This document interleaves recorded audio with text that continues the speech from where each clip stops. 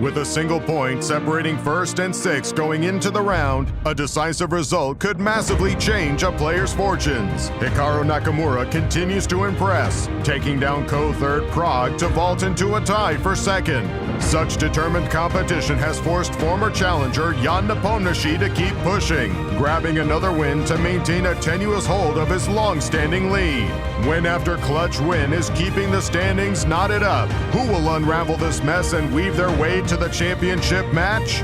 Day 12 of Epic Chess, coming up next.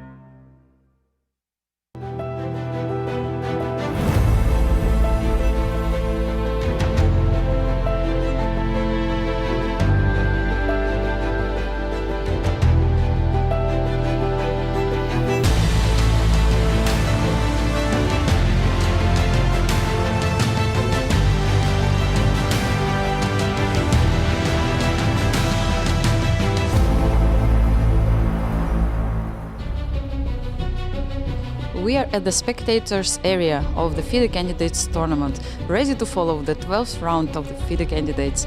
We are getting close to the finish line of the event. Let's go to the studio and follow the action.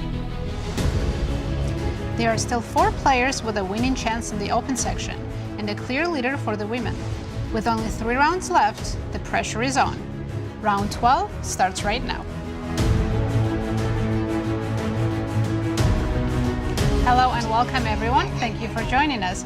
I'm your host Nazi Paikidze and I'm here with Grandmasters Yasser Seirawan and Evgeny Miroshnichenko. Nazi, Miro, delighted to have you both in studios. Hello everyone. We are in the championship rounds. This is it.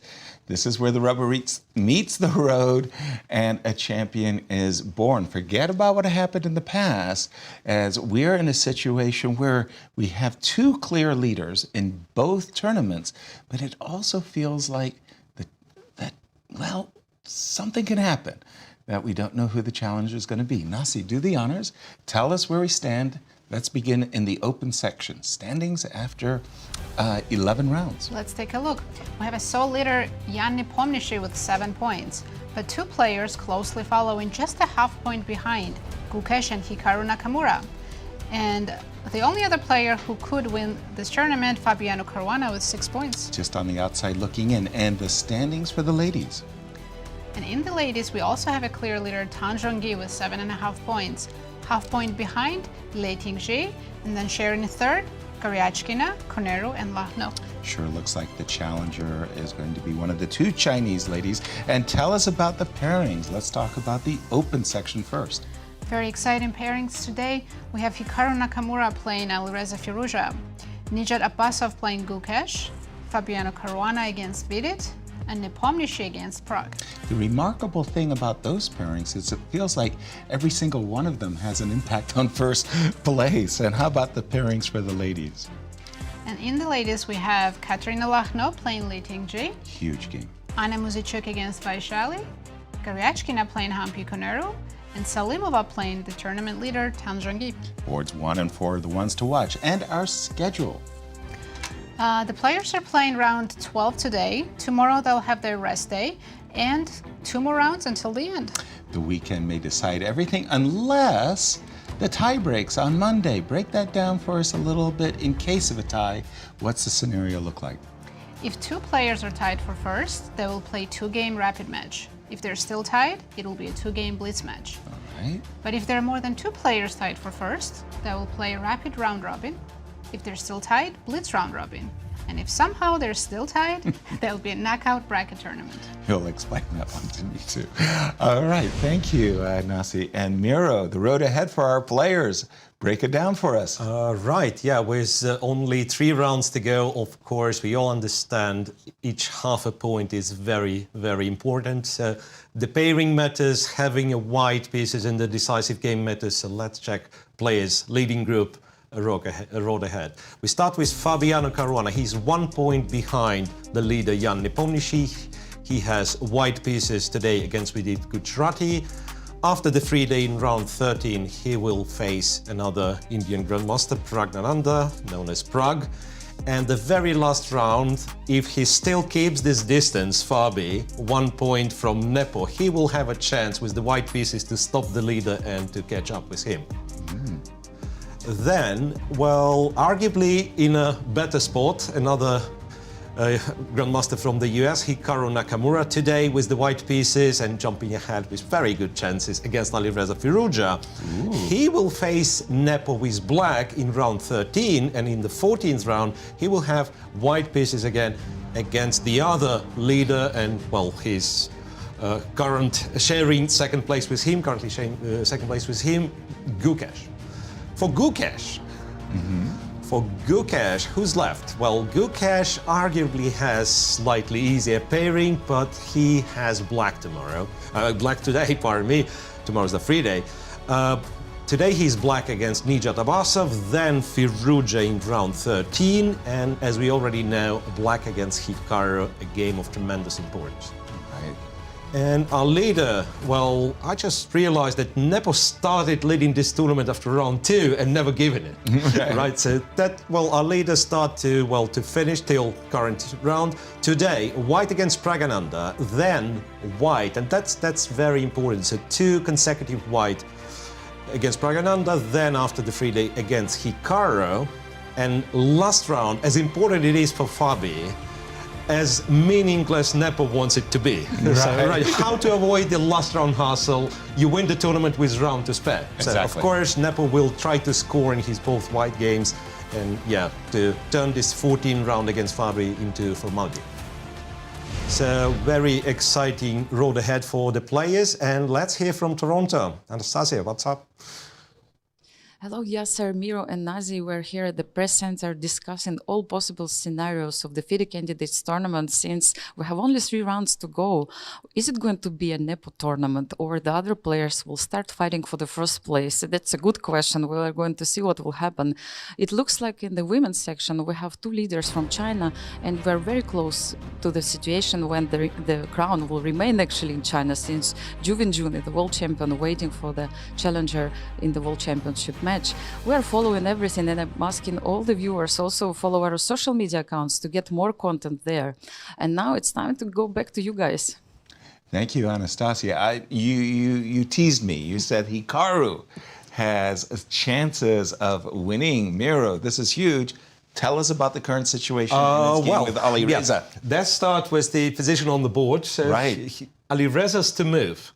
And that's been, like, you would never guess what opening it was. Of course, such a sharp position comes with the only possible opening, exchange French, which is, well, of course, the Sarah comes from here. But yeah, they've really excelled in turning this relatively boring position into this very exciting thing. Yeah, so last Hikaru's move, knight to b5, black. As well, according to the computer, black has the only move to keep the position relatively balanced, and this is d4, d3. So attacking the bishop, bishop has to go to d1. Sure. So this is kind of series of only moves. Now, there was previously a motif of black capturing on f2, but here in this position, if we trust the machine, it doesn't work. So best black can do is to drop the knight to a6, protecting the pawn and the bishop, but knight turns to be overloaded here. So knight to c7, distracting the knight and then capturing the bishop. And the line doesn't stop here because now black has both of his minor pieces hanging here. Knight to d5, and a fine move to get the advantage for white would be, ironically, bishop to c7. So you were threatening to capture the knight on c7, the knight left, and you still go bishop c7. And after knight takes, rook takes. Apparently the d3 pawn, the far advanced passed pawn, it's more of a liability. And white, according to the machine, once again, is much, much better. So bishop's going to go to b3, targeting f7. At some point, black might lose the d3 pawn. Looks very promising for Hikaru, if you ask me. Yesterday, you charmed me by telling me about a series of forced captures. How many forced captures did you just make in that sequence? That was quite impressive. Yeah, well, bishop c7 wasn't a capture, right? That is true. And something that was left behind the scenes, right? Right. So, well, that was the moment rook to e8 and a2, a3. Right. So as we already know, Alireza went with d4. However, there was a very, exciting and very unclear continuation for him to capture on f2. Right. Rook takes well, f2. then following sequence is absolutely forced. White has to take. Black possibly could have captured on f2, but he has a better idea. Take the bishop. Right. And here's, you're getting confused about what's going on, right? It turns out if you take with the queen, the knight to d3 and too many things hang. Right. And it's already better for black. So instead, You take with the white knight. has to take with the knight. Then it's bishop takes f2. You take with the king. Knight jumps to d3. The king, even computer cannot decide if it's g1 or g3. So let's just go somewhere. Knight takes and the queen takes. And this is Two knights. very intriguing position, I would say. Right. Because white has, or rather black has the material advantage. Rook and two pawns. Yeah, rook and 2 pawns, well, technically it's 7 pawns and white has 2 knights, which is 6 pawns. Right. Right. However, I'm thinking if white gets the time to kind of build his Right. position and get to all the, all the dark squares here, Knight like the knight would go to d4, queen possibly to c5, and so on and so on. Right. White wouldn't mind playing this on. Right. So my idea here is that it's black who's under pressure of showing something immediately, or white will be very comfortable. For example, rook to c8. Yeah, rook Let's to just c8. say queen c5, just to put a move on the Yep. board for a moment. a6, let's just Yeah, put we attack the pawn, let's And pretend, knight to and one of the d4. knights to d4, And then all of a this is a sudden, dream. Yeah. the material didn't change, but it's already much better for white. Exactly. It's almost +1 for white. Exactly. It's like queen c5, knight d4. I like but how establish comfortable the- the king is on g3. Establish the blockade and... It's Right. chill. It's chill. We do have d5, pardon me, D4, d3 Right. on the board. And as you pointed out, bishop d1, forced move. the You only don't- move. Yep. You don't want to see the pawn capturing on e2. Bishop to d1. Now you've got the bishop hanging. You've got the knight hanging. By the way, there's a little thread of knight takes c7 forking the rooks, which is why you don't play knight to c2. Knight c2 would block the threat of rook takes c5 as well as a takes b4, but knight takes c7 might hurt, which is why, yeah, a little bit, which is why we thought the forcing sequence was knight a6, knight takes c7. All of these moves look really forced. I must say, no time to play bishop f2, rook f2. So knight takes c7, rook takes c5. Give me that knight, give me the bishop. Everything is so forced. I mean, Nazi, this is just like you're riding the tiger that you can't get It's a very up. unusual middle game position. Right, and bishop c7. Does black have to take here? What if I just move the queen? That's a good question. Where would you like to move the queen? Let's say d7. Yes, I was about to say, I don't know if I'm threatening to pop out, with a move like bishop to a4 or not. Queen to c7. Because I am threatening knight c7 now. Right, and I'm intrigued by this connection and also this connection. So knight takes c7, knight takes f5. I spotted a trick in my favor that you're not going to like. Knight e6, attacking the rook. I ignore, I see it. and exactly, and I Very get nice. a discover against your queen. So the position after knight d4, it's weird. It's like everything is hanging. All minor pieces are under attack. Right, and Very hard to calculate. very hard But to in calculate. every line looks like white's. Somehow, yeah. And how do these two players match up against one another? I mean, I know they've played a number of games. They've only played 3 classical But games. I'm thinking of the Rapid and Blitz that they play, because these two online play to each other. Probably played thousands of bullet games. That's what I mean, sorry. But in classical, they have 3 draws so far, including one of them in this tournament. Wow, not much in terms of classical chess. I would have guessed far more games. So that is our take on the position. White is better, but the complexity is still really, really great. How is Nepo? Oh, pardon me, you have the Fabi game in front of you. Yeah, That's fine. I had a Fabi game to start with. Please. And while at some point it looked, Hikaru's game was Fabi, where Fabi played The same thing with black, and it wasn't much, and eventually he ended up losing. So we started as gioco piano Italian, one of the lines, knight to g6, and white did something, well, not entirely unusual, but not very popular at the moment. Like they went early a5. Later on, what happens? So white goes for d4, which is a very common idea. Black replies with d5. Those exchanges happen, and something very similar in this position on the board, right? Something very similar with an addition of a couple of rooks, like rook. It was Hikaru against Fabian. Exactly. Right, and Fabian now is trying to prove that it is better for white. That's current position on the board.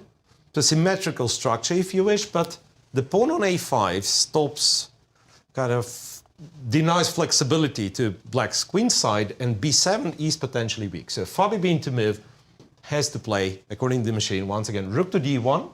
Looks natural. Queen c7, and this is something that I find a little bit, I wouldn't say artificial, but yeah, so you go rook d1, and then our human understanding that we either trade or something, but kind of self-pinning is not very easy to comprehend, right? Right. But yeah, that's what computer does, knight to d4, and in case of bishop c8, says white is much better after offering this queen trade. Because you cannot really deny it. You go to d7, knight's going to jump somewhere, and when you trade, it's not really a pin because the rook is protected. So if, say, you go c5, after knight b3, rook d1, bishop d1, you're about to lose the c5 pawn. That's an important So, point. and having this pawn on b6 in the endgame, like if black can't win it immediately, it's always a pain to have it, right? You always have to care about b7. You always have to watch out for various kind of breakthroughs. Sometimes even, you know, piece sacrifice for 2 pawns, and then white has the passed pawn on b6. So looks promising for Fabi, and time-wise, well, relatively similar, 45 minutes each. That very final position, I'm still trying to get my mind around it. Bishop c8, queen... Queen b6 and a trade. And bishop f5? For black. For black. Wanted to say it doesn't work, but it does. Aha, look. Yeah, it's just very tricky. No, you are tricky. Yes, first of all, let's explain why Yasser is so tricky. Right. Knight f5, and bishop f5 looks like a blunder, let me tell you. Of course. Because I take, and then when you take, I realize you take, but then I have a counter check. That's what I thought, but my own king is in check, so I have to recapture. Right. Knight takes. Well, computer actually has this one as being much better for white after bishop g4. Wow. Yep. Knight We're getting the b7 pawn? So if knight d6, C5? it's c5. Right. And if knight e4, it's b4. Nice. And it is scary, but you know what? Maybe not so much. We are getting to some like really strange position here. Because you go down and you take my pawn. So bishop c8, and this is very painful, of course, for black to lose this pawn. But then, knight takes b4, bishop c8, a5. So you're getting ready to stop. Like if b7's played, you go knight a6. I have to explain. This was my main line when I played Absolutely, yeah. So you, dear viewers, you get the idea how deep Yasser calculates usually. Well, the problem with your line, however, if I want to remain in kind of, you know, human paradigm of playing chess, it's knight b3. And then you trade. Okay, it's not like a problem, but I do get the position I was talking about. Yeah, like knight to a5 was c5, and then b7 will be hanging. Gotcha. Anyway. Wow. Really pleasant for Fabi, this one. Thanks for that. That was really good, Miro. By the way, how do these two players match up, Fabi and Vidit? They've only played 2 classical games and 2 draws. One was played here in the candidates. Again, not many games. We need more data going on. If you don't mind, the game between Jan, our tournament leader, and Prague, as we know, Jan leads against Prague by a point. Let me just bring that game up on my board. And, well, essentially, if he has any hopes of becoming the challenger, Prague needs to win this game.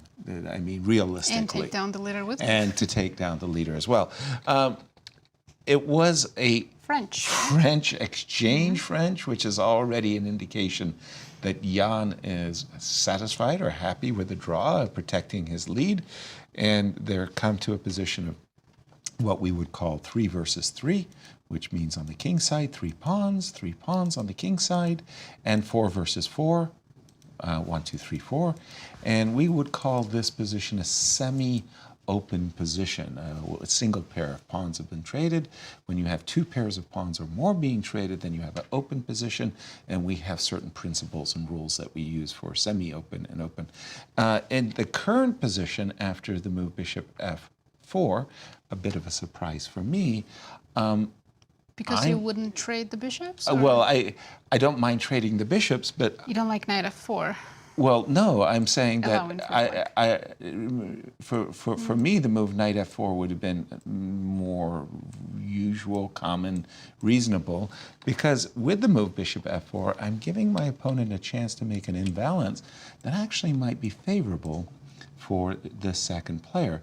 The reason I say favorable, that dark square bishop just kind of count the pawns that are on dark squares, right? That's true, but at the moment, knight on f4 is very good, attacking d5, h5, but also threatening knight e6 mainly.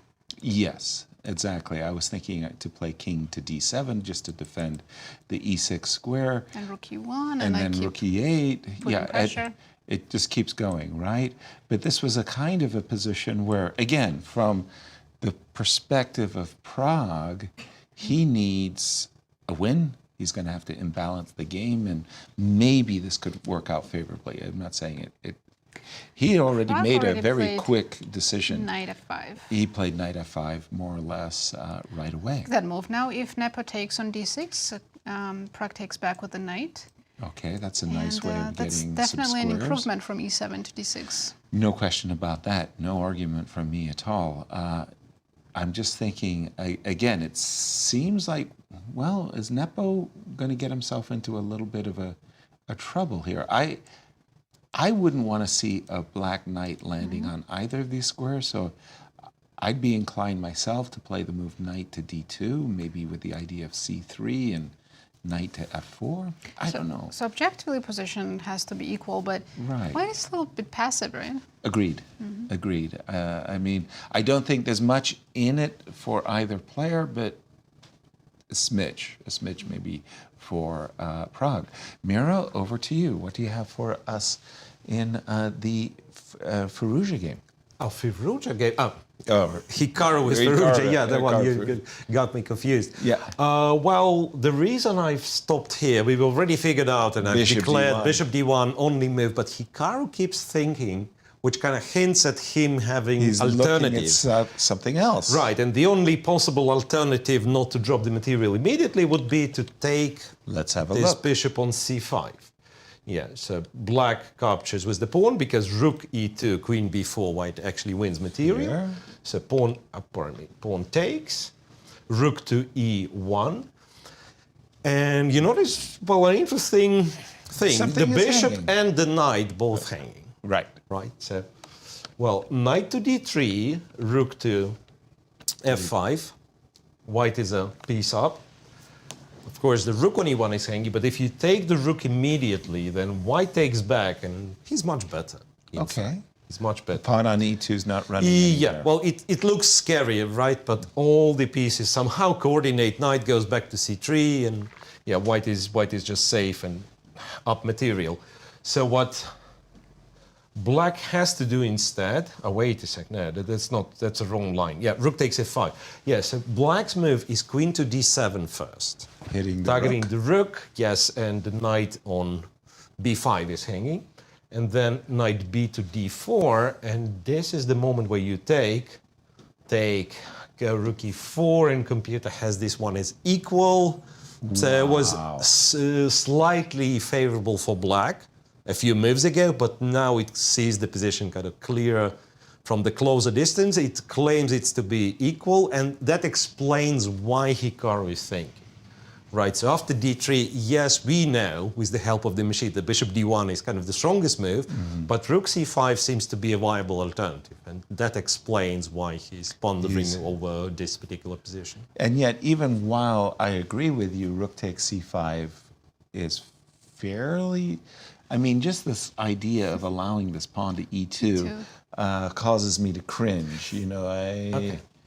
After bishop d1, I remember you guys looking at various alternatives if black Knight c2 has any other move at all. Yeah. And the other move black has is rook to e2. Okay. It's not the great, but it is a move. Okay. Rook e2 looks absolutely ridiculous, right? Because in the previous line, just a couple of minutes ago, we were leaving white bishop on e2 for black to take with either a pawn or the rook.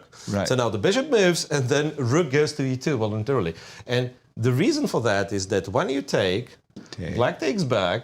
I'll take the pawn? Yeah, and if you take the pawn, all of a sudden black is not that unhappy. It's bishop f2, rook takes f2, and then I think they were calling those family forks. When like, you know, like a fork with a knight, when you attack two pieces, and then you're attacked with both rooks and the bishop, and then the rook is hanging into the other knights. Right. Everything's under attack. And white just has a minimal advantage by capturing on c7, going for some endgame. So it's not much for Crazy. Well, at the moment, white's up a rook, but yeah, but black wins material back. Wow. So not to, well, accept just a minimal edge, white has to come up with crafty rook takes c5, allowing this, queen, king f1, not be scared of any kind of goals, and there is nothing, it turns out. Yeah, bishop d3, king goes to g1, bishop takes b5, and rook takes b5, and computer just refuses to believe that there is anything for black. Knight d3, and even goes as far as wins this pawn on c7. So bishop c7, queen d3. There is no back rank checkmate because queen f1. Right. And rook d8, something that I would be scared of, but still, queen e2, you go check, queen f1, and if you dare to try to win the queen, you are the one getting checkmated on the back rank. Right. It's a very long line, of course. It's very hard to calculate all the consequences. But then again, it's sort of an explanation why Hikaru might be confused after d3. On one hand, you have an alternative, as we figured out, right? Not moving the bishop to d1. And then after you calculate, okay, I go to d1, what does he want? And you're not scared of a move like knight a6, because even if you don't have the advantage, you just go play, right? Right, you're going back. So you are looking for various tactical possibilities.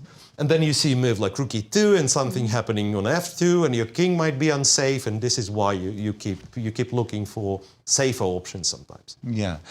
For our audience, by the way, the positions that Miro has shown us, I really like to emphasize two of them because they're, in fact, very, very unusual. The first one is after the move d3, my bishop on e2 is attacked. The rook on e2 attacks the bishop, the pawn on d3. I move the bishop. I move the bishop out of the way, and you go to the very square that the bishop just vacated. This is very, very unusual. And the crazy part is that after bishop d1, knight a6, we're going to see an echo of that very thing. This is, again, I remember it happening in one of the games I played against Viktor Korchnoi. Literally, he moved his knight, and the square was occupied by bishop to c7. Just you get out of the way, and then something comes in the way. On two occasions. So you're sitting there in Hikaru's shoes, calculating these variations, and you have to literally think out of the box. These two moves, rook e2 and bishop c7, are very, very uncommon. I have a quick update in the ladies section. Please. Our tournament leader, Zhongyi, has a completely lost position at the moment. Oh my goodness, let's go to that as our tournament leader. Against Salimova, who is not having the best tournament. No, she's Very not. Ups and downs, but well, she I mean, is for Salimova, I'll get it right. When she lost to Vishali, that was such a big turnaround. It's so painful to have watched that game. Let's catch up with the players. Knight d6, b5. She's about to pick up some material. Well, even take on c6 first instead of e8. Right. I'm thinking if I take on e8, Right. bishop b6 check has been prepared. So giving my king a square seems very natural to me, and taking a pawn. h3 was also an option, attacking both the knight and the rook on e8. But then how do I handle bishop b6 check? Okay, sorry, h3. We will just... Oh, I can play bishop d4. All right. Oh, I'm thinking king h1, knight f2, king It's h2. only a threat in case of knight e8, because then the rook controls the d file. Gotcha. But we started, why is the position completely winning for white? And I agree. Bishop And takes c6, by the way. Bishop c6. That's a Guess very we'll healthy say piece. Rook e7 Okay, or rook f8. okay. But yeah, white's up a pawn and completely crushing position. So Totally. many good options. I don't like your h3 very, very much. I wouldn't be surprised if, just the most direct move of all, f5, could be played. h3, wow. Unexpected. Result, For sure. which means we've got to take a look at the game of Kate and Lee, because for Lee, she's a half a point behind. She's saying go. She has a winning position right now. And she has a winning position. Oh my goodness. Last move was by Kate, f2 takes g3, and break it down for us. Why is this winning? So even though it's materially even, black's position is much better. White king is extremely weak. The knight on d4 is fantastic. And black has a couple of different ideas. Right. He could play... Is rook h3 ridiculous? I think every move here is good. They're a really good position there. Which one appeals to you most then? The computer says queen b6. Queen b6. Okay, first of all, breaking it down. I'd love to double the rooks on the h line. I don't want to allow a rook takes d4 when I'm in a pin. So getting out of a pin makes perfect sense to me. Queen b6, dodging the c file. Okay. I mean, I'm a pawn grabber. Don't really want to play b3, right? That just cuts off your queen. Yeah, I'd probably be more inclined towards queen a3, maybe Queen A3. defending. I don't know. This doesn't look good. Right. I feel bad as white. There's queen b5 now, or even immediately knight f3 might work. There's a lot of tactics. Yeah, going. And is rook h3 ridiculous? I just want to investigate. I'm not necessarily playing for knight e2 and rook. Oh, pardon me. I meant to say knight e2 and rook takes g3. The problem with rook h3 might be Yes. that white has some counterplay now with b4. Okay, let's have a look. Unless I can get checkmated. Well, it was my intention, but the bishop does defend h1, right? So it's funny. I get here. Oh, Maybe I do king have. f1. You saw what I had in mind. What I had in mind was the following: rook check, king g1, knight f3 check. Take my queen.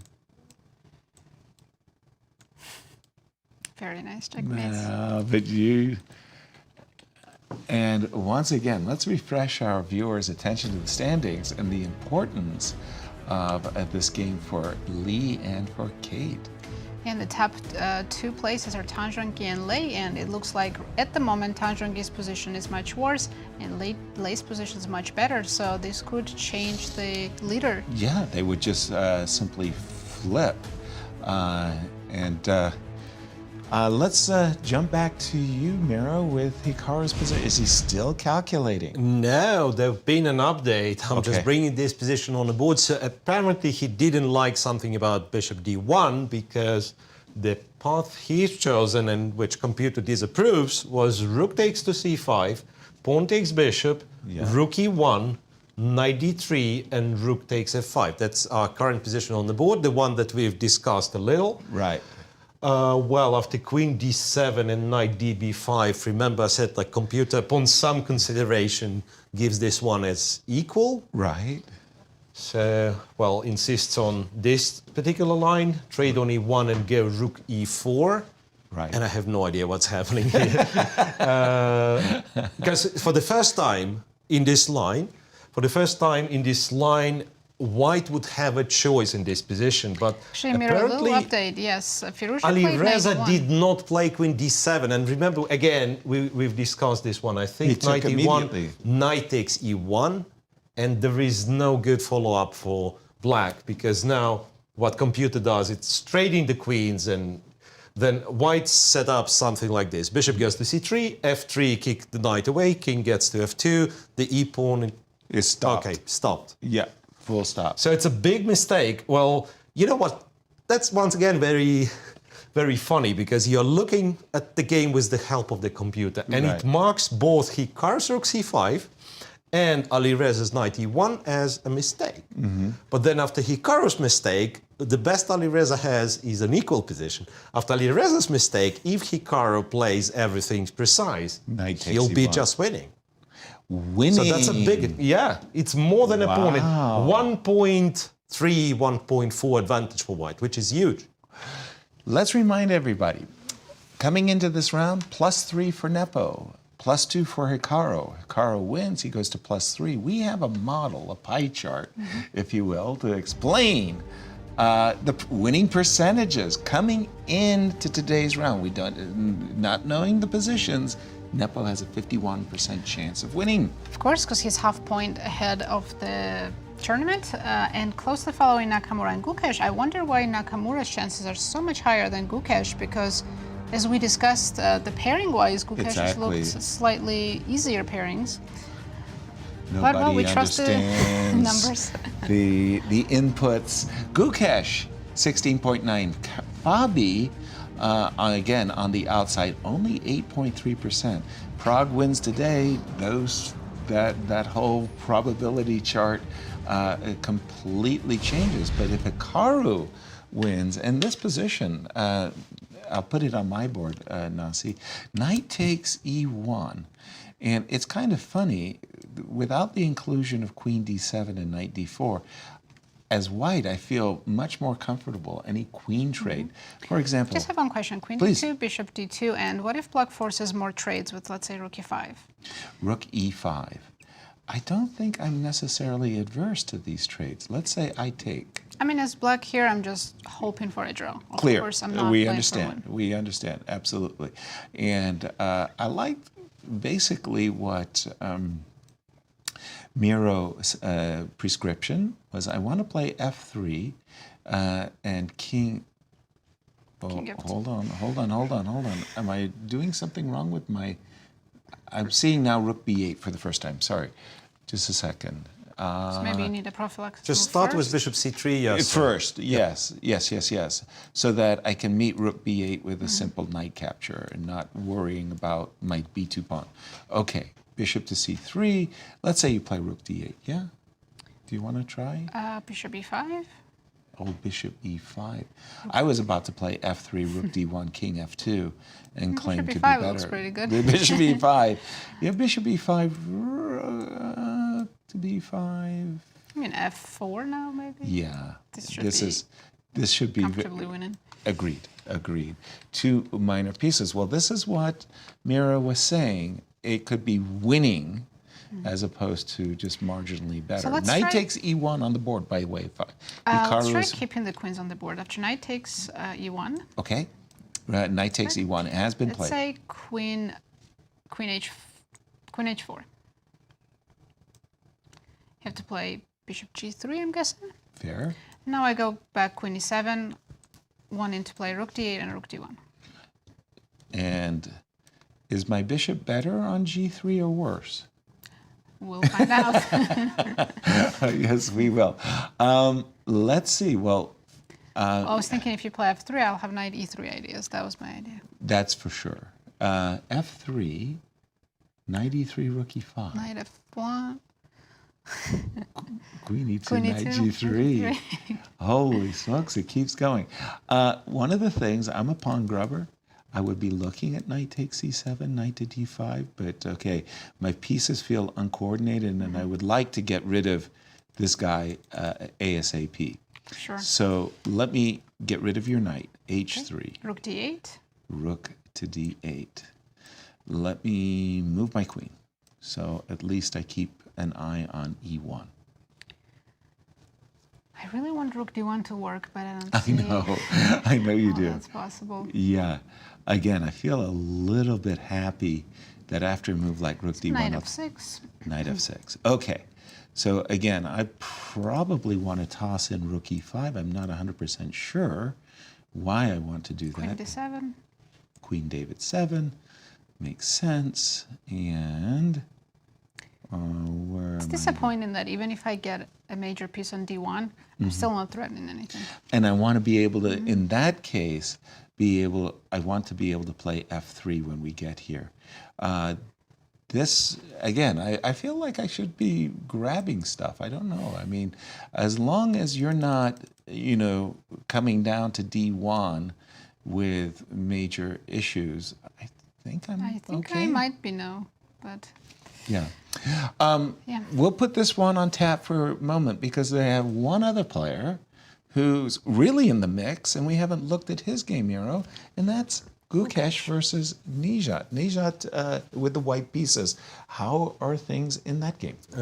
Right, so that's the position for you where computer slightly favors black I was already. about to say, I like the Right, knight on that. it was a very original opening. Yes. And, while, say, position after move 10, the general canvas looks familiar, right? So that would be Nimzo Indian with g3 and then exchange here and bishop c5.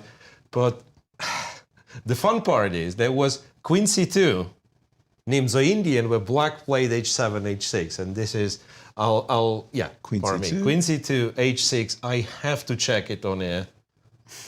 It's a known move. Believe it or not. And before the show, me and Yasser, we were discussing that you would criticize your student for this move and explain like you shouldn't be that afraid of pins, right? I mean, you're afraid of pins, we all understand, but you should not be really preventing bishop g4. But then it's a player who's leading the candidates Yes, playing this, exactly. and you understand, there is certainly some idea behind it. Right. And I can get it because in many lines of this specific variation, I think it was called Alekhine variation back then. Yes, Alekhine was one of the first who would play queen c2.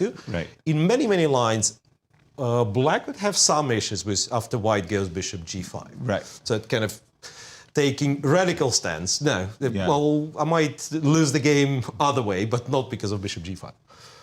Anyway, and this is the position we have. It's hard to, computer evaluation is meaningless. It's minus 0.2. So it's not like one or the other side is much better. And what I know, it's really hard for either side to come up with any sort of plan in terms of moving pawns. Like white structure is pretty much stagnant here. Right. Like it's very hard to imagine you pushing the g pawn, which would be the only, the only reasonable Plan. right? And black as well. Like black probably wouldn't mind like exchange d7 for e5, but this is not happening anytime soon. Not at Right, all. this is not happening anytime soon. So computer gives some lines like rook to a3, and then white, plays some bishop c1. I don't know. These are moves that we probably should not be concentrating all that much on. So just to sum it up, it must be comfortable for Gukesh, and I just checked. He is like 15 minutes. His advantage is extra 15 minutes on the clock. Okay. Move 25, so the position is still very tense. And in a way, this type of position, like with no clear plan, this is where you spend a lot of time. Yeah. Right? The sharpest one where you have something to calculate. These players, all of these players, they calculate very well and very fast, right? But when you're looking for a plan, you can really get stuck in a position for 10 minutes, 15 minutes, and the very next move, you still don't know what to do. Like you didn't figure out, you figured out one move. So it's very easy, like in 5 moves, we'll have a time trouble here, and then it's anybody's game. Well, we'll keep an eye on that. We have results. We have some Nazi, big and updates in the latest section. So Karyachkina drew her game against Koneru, but in a very strange manner, because Koneru was +3 when she accepted the draw. Say what? Obviously, she didn't realize she was winning. Her judgment was really off here. Sorry, let me just bring that game up on my screen. You're right. Alexandra and Humpy draw. So if you take back White's Black's last move after rook d7, so instead of queen b8, no, here which was queen played. b8, Yes. rook d1, queen a8, Yes. and after rook d7, bishop d8 is winning the piece on a5. Oh, that's so easy to miss because first of all, you're thinking to yourself, there's no way I can attack this bishop any further, and then suddenly the move c7, c5 magically appears. Like this is Or c6, if you move the rook, attacking my rook, I can play c6, protect the rook, and win your bishop on a5. that is very pretty. That is very, very a beautifully hidden tactic. Instead, what happened was there was a repetition, and the players agreed to a draw. As wow, that's actually a pretty big miss. Such an easy move to miss. Bishop to d8, and again, you say that's just +3. Yes. Just it, bang. Wow. Okay, that's a big miss. I want to, because we're here in the ladies, let's just take a look at Tan. Her position is still pretty bad. When we left it, we saw the move bishop takes c6, rook to e7, h2, h3, all very sensible play by white, bishop b3. We've caught up with the player, so an extra pawn for white. An amazing position. An amazing position. And Just a rook d2, and I don't see Yes. any moves for black. that would very in any limited. way justify this. Wow. And of course, this is so important for our standings. Tournament leader in trouble. We'll go and check the game of Lee for a moment, but this is the draw. Yes, we have one result between Goryachkin and Konero ended in a draw, which doesn't affect the top two players, but everything to play for as Zhongyi is going down in this game. Exactly. Let's go to that game of Kate and Lee, because you told me that when we left it with the queen on c7. We left it around these parts, right? Here. Right. And we were looking at queen b6 as a very, very strong move. I was kind of thumping a little bit, at least for rook h3. The move that... Actually, I said the move that Lei made, knight f3, has two question marks. Two Yes. question marks. Wow. Well, first of all, I mean, I'm staring at rook h2, and I don't want to stare at that too long. I wanted to get rid of that. And Lee must have felt that, okay, white's king is in great trouble in the middle of the board. You can't go back home to g2. You're going to have to stay in the center. Kateryna found a safe place for her king on e3. However, safe, because Safe for now. suddenly I see that the queen, I mean, if you try to attack the pawn, Queen g4, let's yeah, say. queen g4, I can Trade the rooks. trade the rooks, and maybe on a good day, either queen f2 or even rook g1. Rook has to take on d8. Yeah, sorry.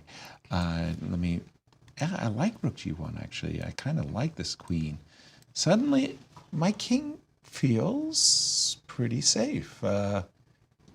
There's not hard a to lot believe. of predators Not the many around. pieces left, and Yeah. yeah, white king is surprisingly safe on e3, so maybe this game is not so good for black anymore. Well, It's looking more equal. I'm seeing 5 pawns for white, 4 pawns for black, and again, if my king doesn't get harassed, white's king, Kate could easily turn the tables. And wow, if our two leaders were to go down, that would be quite stunning. Miro, where's our action? Well, a little update on Fabi's game. Please. And I think this comparison of Fabi And kind of Hikaru. replicating his loss against Hikaru, but on the right Winning side, side, right yeah. side of the position. Yeah. Right. So he kind of managed to keep the tension. So he didn't go for what computer was suggesting, rook d1, but he managed to keep tension, and yeah, computer likes it a lot. And there is like one funny sequence available in the current position, because you would think, yeah, this is a bit annoying. The pin pin. from the queen on c5. You've played king f8, kind of preparing for the endgame, so let's trade the queens. Right. And white says, you know what? Let's I'll trade give queens. the queen for free. Rook e3, yeah, if you capture, it's a checkmate. Well, of course, black is not forced to, but then he is finding himself in trouble. After queen c7, there is queen e5. You can once again speculate on this checkmate, or you can go knight d4, and then it's very helpful to have the rook on the third rank. So computer is not as impressed as I am looking at white's position. It gives white less than a pawn advantage. But in a practical game, it's very unpleasant position for Yeah, black. and the current position, however, I'm seeing a black Vidit's king move to e8. King e8. That's a big surprise, I have to say. The king went from g8 to e8. If you ask me right here, right now, where would you like your king? I would say put it on g8 and let's try again. So it's a new move, right? We have castle, and this one would be uncastle. Right. By the way, the naive queen h5 isn't as good on move 2 after e4, e5, but here is one of the strongest moves in the position. So queen h5 targeting the bishop, right? Should black just go back king f8? Yeah. Likely. And then, well, computer ironically returns to c5, but the second best move I actually like. So it's g4 and says, yeah, the position is ripe enough. I'll just go g4, g5 and crash. And Okay, Fabi wait. also needs to play for a win, right? Oh, totally. He has to press. I mean, if he has ambitions. Yeah, Fabi absolutely has to.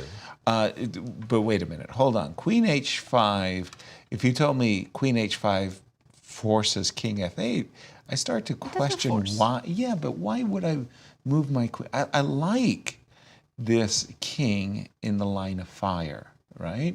I kind of like this king. I'd like to play knight d4. It would be my first desirable move because, okay, I mean, I'm a pawn grabber. I want to take on e6.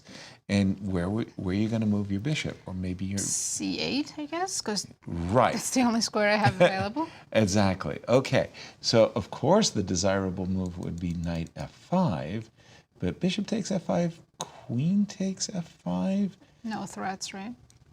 Yeah, I don't know if going to h7 would be threatening or not. Gosh, Well, I guess I could play let's have a look. Queen Let's have a d6 look. and run with the king to c6. Maybe that's Vidit's idea. You move wanna the king all the take? way to the queen side.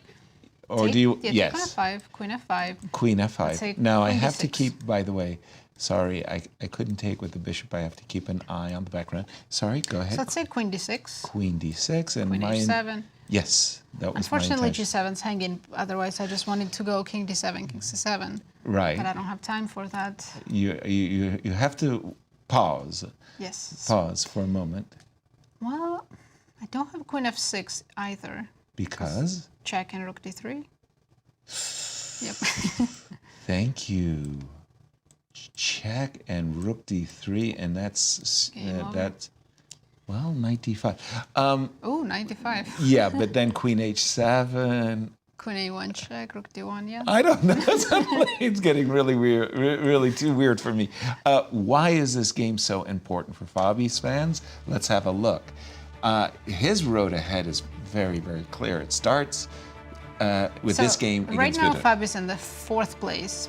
And in order to catch up with the leaders, he needs a win. He has 2 whites out of the 3 games. Right.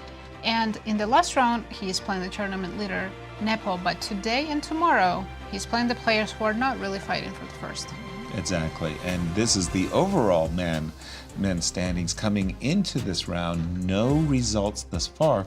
You can see that Fabi is looking at Jan saying, you're a point ahead. If I can win, somebody please stop Jan.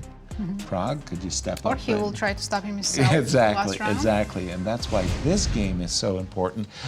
Jump in on this one, Miro, because it looks so counterintuitive that Vidit would put his king right into the line of fire, and the move knight d4 Yeah, is sort of it's- like... It isn't a bad move, Yasser. Right, you are. It's just that in your line, After take? yeah, black could play king f8, and computer insists on this being acceptable, and then queen h7, you go knight g8, and you pretend like nothing happened. And rook g3 is nothing to be worried about.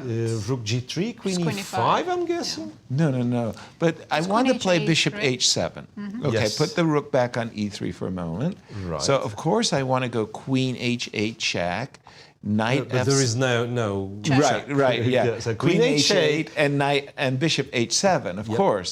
But I understand that bishop h7 will be met by rook d1. So with my queen still on h7, just for a move like g3, right? Yeah, which is one of the strongest moves, and I don't And know no why. advantage? Yeah, well, there is some, and maybe it'll be a bigger advantage, like when you finally get to play your threat. Okay, let's keep Let's Queen try a- queen h8.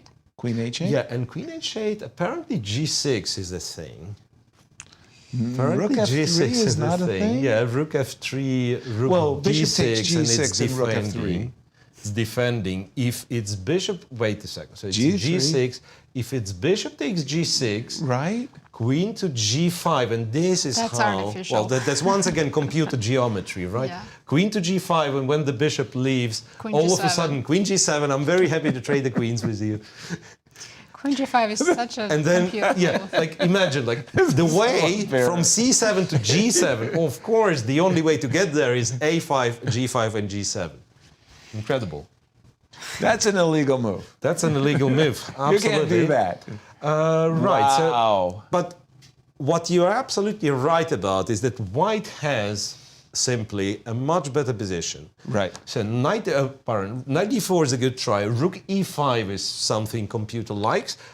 Remember, I was talking G4? about g4. Yeah. Right, but g4 In this apparently something case- with knight. Yeah, one of the moves is queen f4. And I presume that like going rook e5, he just says like you don't really have a threat with Right. black.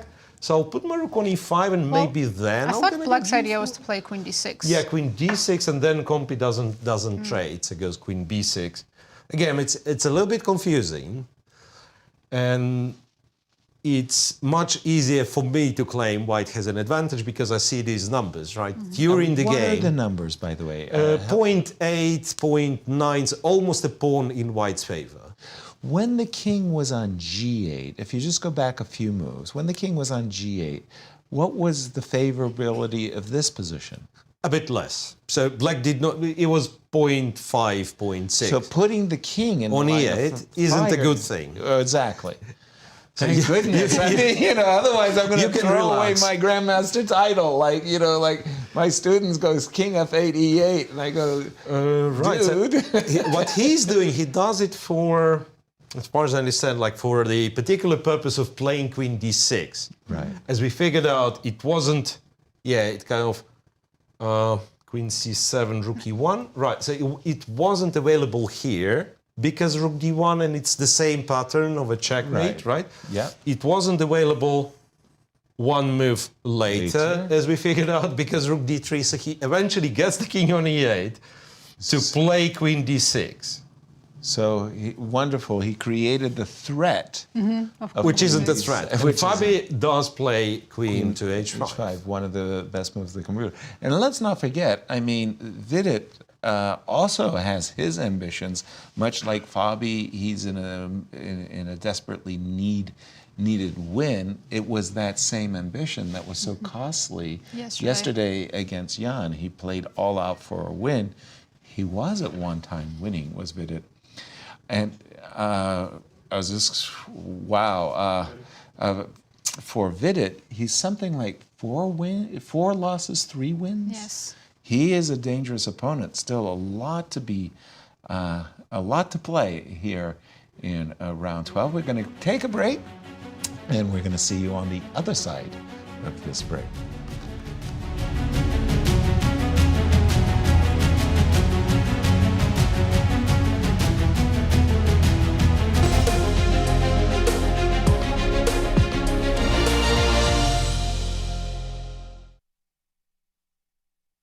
The stages are set. The players are primed. The best of the best are ready to face off in the 2024 Grand Chess Tour.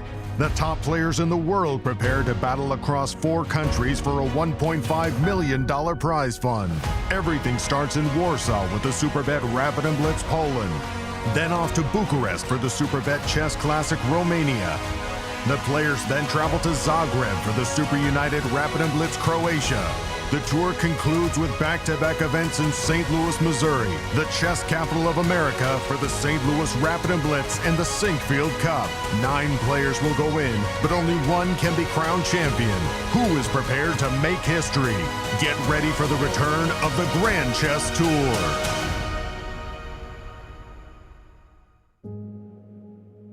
The St. Louis Chess Club is the premier chess facility in the United States. We bring the educational benefits of chess to thousands of students across the St. Louis area. We also promote chess at the highest levels, hosting all levels of the U.S. championships, as well as high-profile tournaments that attract the world's best players. Become a member and enjoy perks such as free classes and lectures, weekly tournaments, and so much more. Visit stlouischessclub.org to claim your membership today. The St. Louis Chess Club Scholastic Program brings the educational value of chess to kids in schools across the St. Louis area. Active in over 100 schools throughout the St. Louis City and County, the St. Louis Chess Club has been able to reach over 85,000 students in both in-school and after-school programs. We view chess as a valuable educational tool.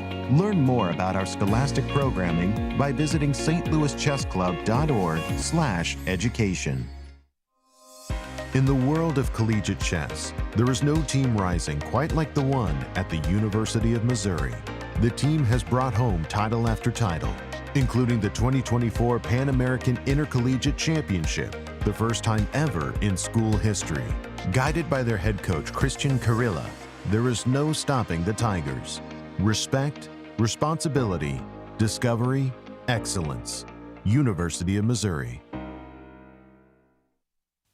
The World Chess Hall of Fame, located in the heart of St. Louis's historic Central West End. Want to know why chess has intrigued people around the world for nearly 1,500 years? Stop by and learn about the impact of chess from our 3 floors showcasing the art, culture, and history of the game. The World Chess Hall of Fame has something for everyone to enjoy. For more information on current exhibits, please visit worldchesshof.org.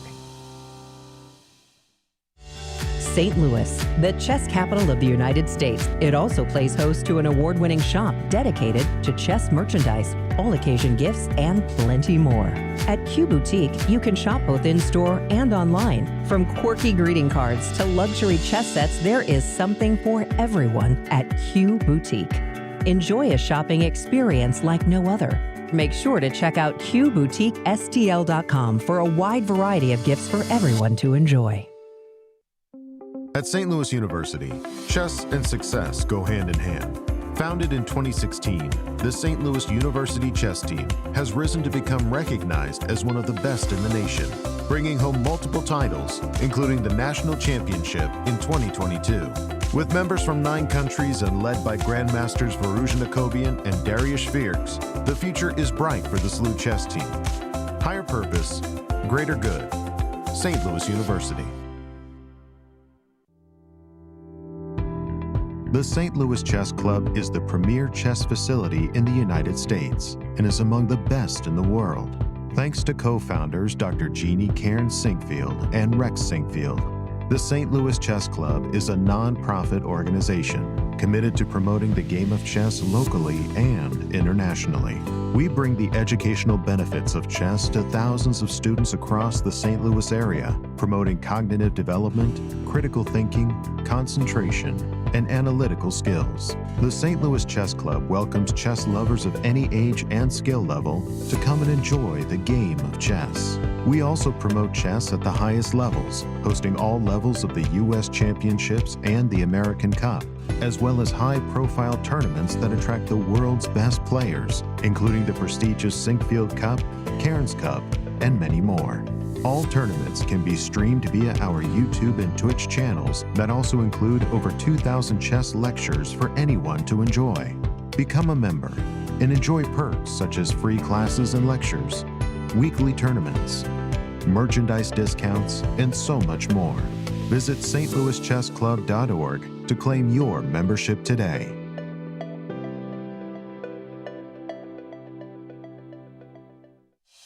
the World Chess Hall of Fame, located in the heart of St. Louis's historic Central West End. Want to know why chess has intrigued people around the world for nearly 1,500 years? Stop by and learn about the impact of chess from our 3 floors showcasing the art, culture, and history of the game. Landmarked by the world's largest chess piece sitting outside our front door, the World Chess Hall of Fame has something for everyone to enjoy, including various exhibitions, monthly concerts, and much more. Whether you are a beginner or a professional, there is something for everyone to learn here at the World Chess Hall of Fame. Enjoy free admission to our rotating exhibitions in our galleries and sign up for chess events, family-friendly programming, and art classes. And don't forget to stop by our award-winning gift shop, Q Boutique, and shop a wide selection of chess-related merchandise. For more information on current exhibits, please visit worldchesshof.org.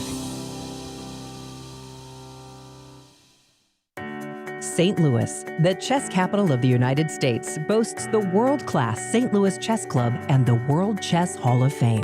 It also plays host to an award-winning shop dedicated to chess merchandise, all-occasion gifts, and plenty more.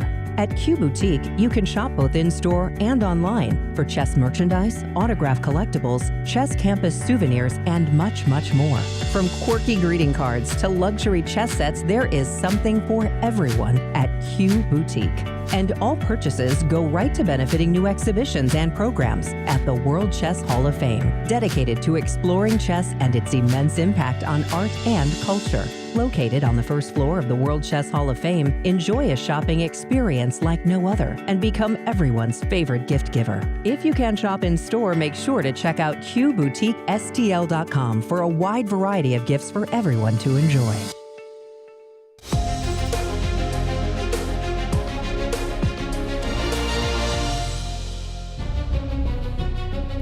Hello and welcome back, everyone. Let's take a look at our current standings as round 12 is still going on. Let's start with the open section. How are things looking here? Every game is still being played, but Nepomniachtchi currently in the clear lead with 7 points, and Gukesh and Hikaru only half point behind. Ladies' standings? In the lead is Zhongyi leading the tournament with 7.5, Tingjie just half a point behind, and we do have one result. Kateryna drew her game against Humpy.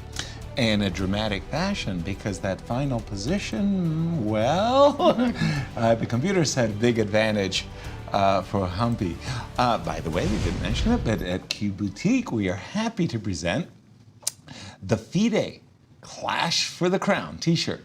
It is made of 100% cotton, and this shirt celebrates 100 years of the FIDE's existence and the exhibition of the Clash for the Crown at the World Chess Hall of Fame, available for you at qboutiquestl.com. So now you know where to do all your chess shopping. And let's jump to the game of our tournament leader, Jan versus Prague. When we saw it, there was a lot more pieces on the board. Yeah. They got hoovered off, Miro. Yeah, so we were not checking on this game, for some maybe time? for an hour or a bit less than an hour. Yeah, and what players were doing, apparently, they were trading pawns and pieces, right? So that's our current position on the board after black played a4. Right. Captured. Well, computer, all lines 0. Kind of the best move is, once again, slightly more preferred is h5, and I presume to go h6 and to trade Rook more G6. pawns. h6, pawn takes, rook g6. So it's very hard to imagine this game being anything but a draw, which kind of at one hand secures Jan half a point, but we already know that Hikaru is much better in his game, so this gives Hikaru a chance to catch up with Jan, as well as Gukesh might have better chances. So, well, if he might have three-way tie going to the last 2 rounds. Wow, which is what we want. We want a great drama. And let's talk about the Hikaru position for just a moment. When we left it, we understood that what was going on is Hikaru has 2 minor pieces, say this bishop on d2 and this knight on e1, for essentially a rook and a pawn. But this pawn is scary. It's on the doorstep of coronation. But the bishop on d2, knight on e1 are firmly blockading the pawn. If Hikaru could just nicely blockade the pawn further and eventually capture the pawn with king f2 takes e2. He'd simply be winning the game. So we pick up the action, bishop c3, rook d1. These moves have all been played, f2, f3. And this is an indication right away that white wants the knight to go away so that he can simply go king f2. Now, after the move knight e3, Hikaru said, give me the pawn. How'd you like that in-between move? I love it. The reason I love it is because the rook on e8 defends the pawn on e2. So I'm very happy to go in for a trade of rooks. So I would be a little bit worried about the knight on e8, that it might get trapped. Me too. Me too. I would have that same concern. So something like rook to d7, right? Yes. But probably g4 and then... yeah, just g7. I've got this lucky bishop that not only defends e1, but it's hitting that pawn on g7. This happened. Knight takes c7 on the board, but instead of knight takes rook e7, again, my rook is attacked, so rook c5. Well, Hikaru could also play rook b5. Rook where? b5. I don't know Rook- if it's better, but it's an option. That's why he's thinking, I'm guessing. It's funny when you said the other option I was thinking about rook g5, but I rejected it because you could take the knight. Right. But rook b5, yes, that is. I don't know if it's any better. Let's say black does some prophylaxis Well, move, h6, yes, and h6. we still have a hanging knight. So, Yeah, right. And so then maybe we should still go rook c5. maybe we should. Then why did I encourage you to Right. play h5? Okay, rook c5 looks very logical. The rook is hanging, the knight is hanging. We get our rook off of pre, and I assume you want to do something like rook. Basically, you want to set up a trick. What trick do you want to set up as black? The trick that you would love is to encourage king f2 check. By the way, the reason I know this trick is because I fell for it. Miro showed, and I was like, "Oh, I did need my do bishop." think black needs some prophylaxis move first because the last rank threats. Right, something So like h6 I think is necessary okay, at some point, maybe now. okay, King f2, yes. and then the tricks don't work anymore. Are you sure? Rook to e1. What are the trick? Do the tricks work or not? So I can't take on e2. right. Then I walked Right. into a discovered check, and oops, that's not what we had in mind. Meanwhile, big update in the ladies section. Tingjie, who was in second place and, as we discussed earlier, had a better position, has lost her game against Lagno. Really? Or- Oh boy. Or Tron. I'm sorry. What has looks like happened? I heard that she lost, but I see a draw on the board. Oh, I see. Sorry, it's a draw. Wow. Wrong I mean, information. okay. That was because I have a draw too officially. Because when we left it, we saw that Kate had a pawn up, but a spicy king, let's say. Rook d4, queen h7, rook takes f4, In that repetition. and then it was a queen and pawn Which endgame. means that Soleil now has caught up with Zhongyi. And Right. if 10 goes down, And she was completely losing in the game that we saw. Salimova had will an be extra share in pawn. the first place after this round, with only 2 more rounds to go. Wow, and nothing has changed. Tan is is completely losing. yes. Does g5 coming now? Bishop d5? That will be in like Zugzwang soon. Yeah, for me, I'm a pawn grubber. I mean, I spied rook a1 takes You're not tempted a6. to play g5? I Nothing am could stop me from very playing tempted to play. G5. No, the reason why I would find g5 very attractive is because I get to play g6. Yes. So, like g5 attacks the knight has to move. I I get want to play g6. bishop d5 first. Bishop d5 first. Fair. And I Force got your king to move. yeah. And then- now I have knight e4, my I have f6. I feel like Dr. Strangelove. There's My rook e4 here. Also looks very nice. Ooh, you're cruel. I didn't realize that about you. Rook e4. Okay, it's probably so good. It looks. Has to be right. Oh, it looks terrifyingly good. I mean, this king is just Salimova dreadful. was playing She did play g5. I see in best the live. game so far in this tournament against the tournament leader. So You know, there's big spoiler. Exactly. I mean, the time that you want to play your very, very best game is when you're playing the tournament leader. It looks very, very good. Not good for Tan's fans, How's of course. Fabi doing? Let's ask Fabi. the man, Yeah. Miro. What do you got for Let's us? go with Fabi. Yeah. Yeah. Fabi's game. So He Queen did play H5. G4, Remember, yeah. Queen Yes. H5 here. Chose, we said it's a good move. However, after King F8, he repeated, went back to C5, King E8, and went with G4. Queen F4, King G2, Rook D7. So this is what we have right now.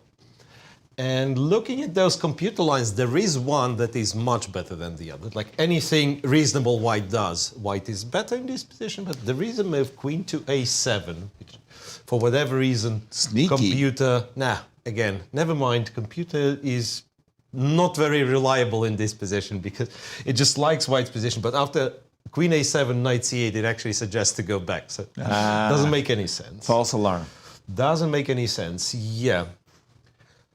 I'm confused, to be honest, because, well, despite this, like, looking very promising, and I believe computer's right in the evaluation, but the move suggested, like, I'm almost sure Bishop B1 is not the move you consider at all. No, it's not even Right, close so to you the are radar. looking for some way to go through here.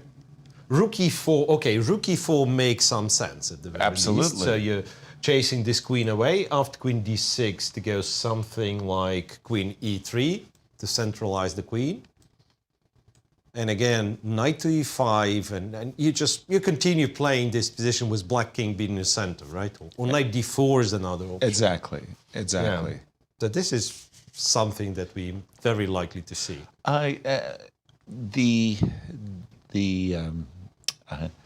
The score, the time. point score, the point score that the computer the evaluation engine is Well, one above 1 with a move like Bishop B1, which I refuse to I refuse to contemplate. believe. Yeah, Yeah. well, and kind of the average would be just below 1 point. So 0.80, 0.90 with the move like Rook E4.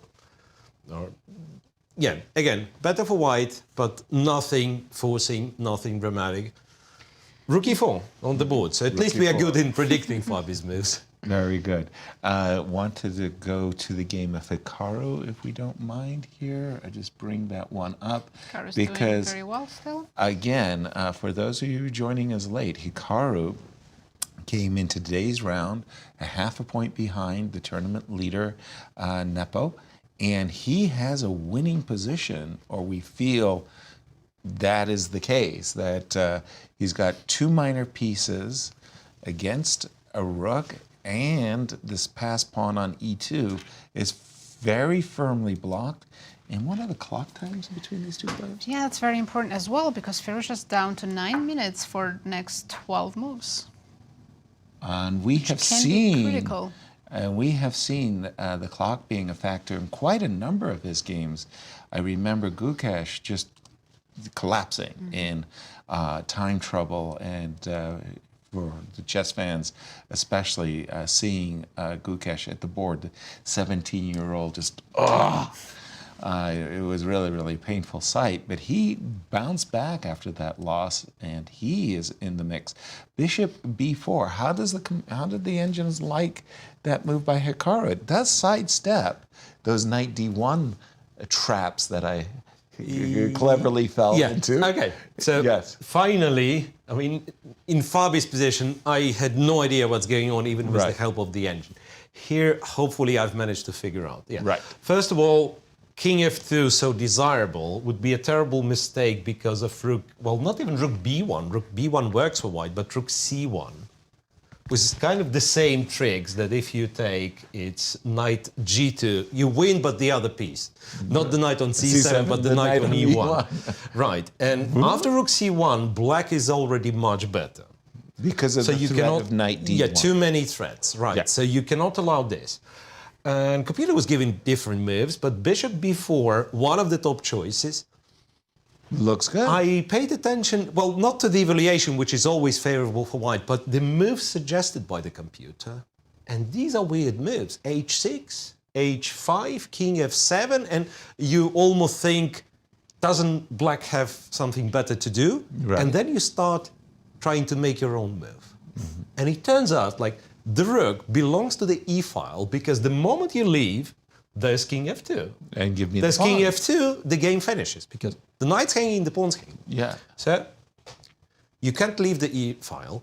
Everything on the e-file is all the controlled. So this squared- rook's not moving, right?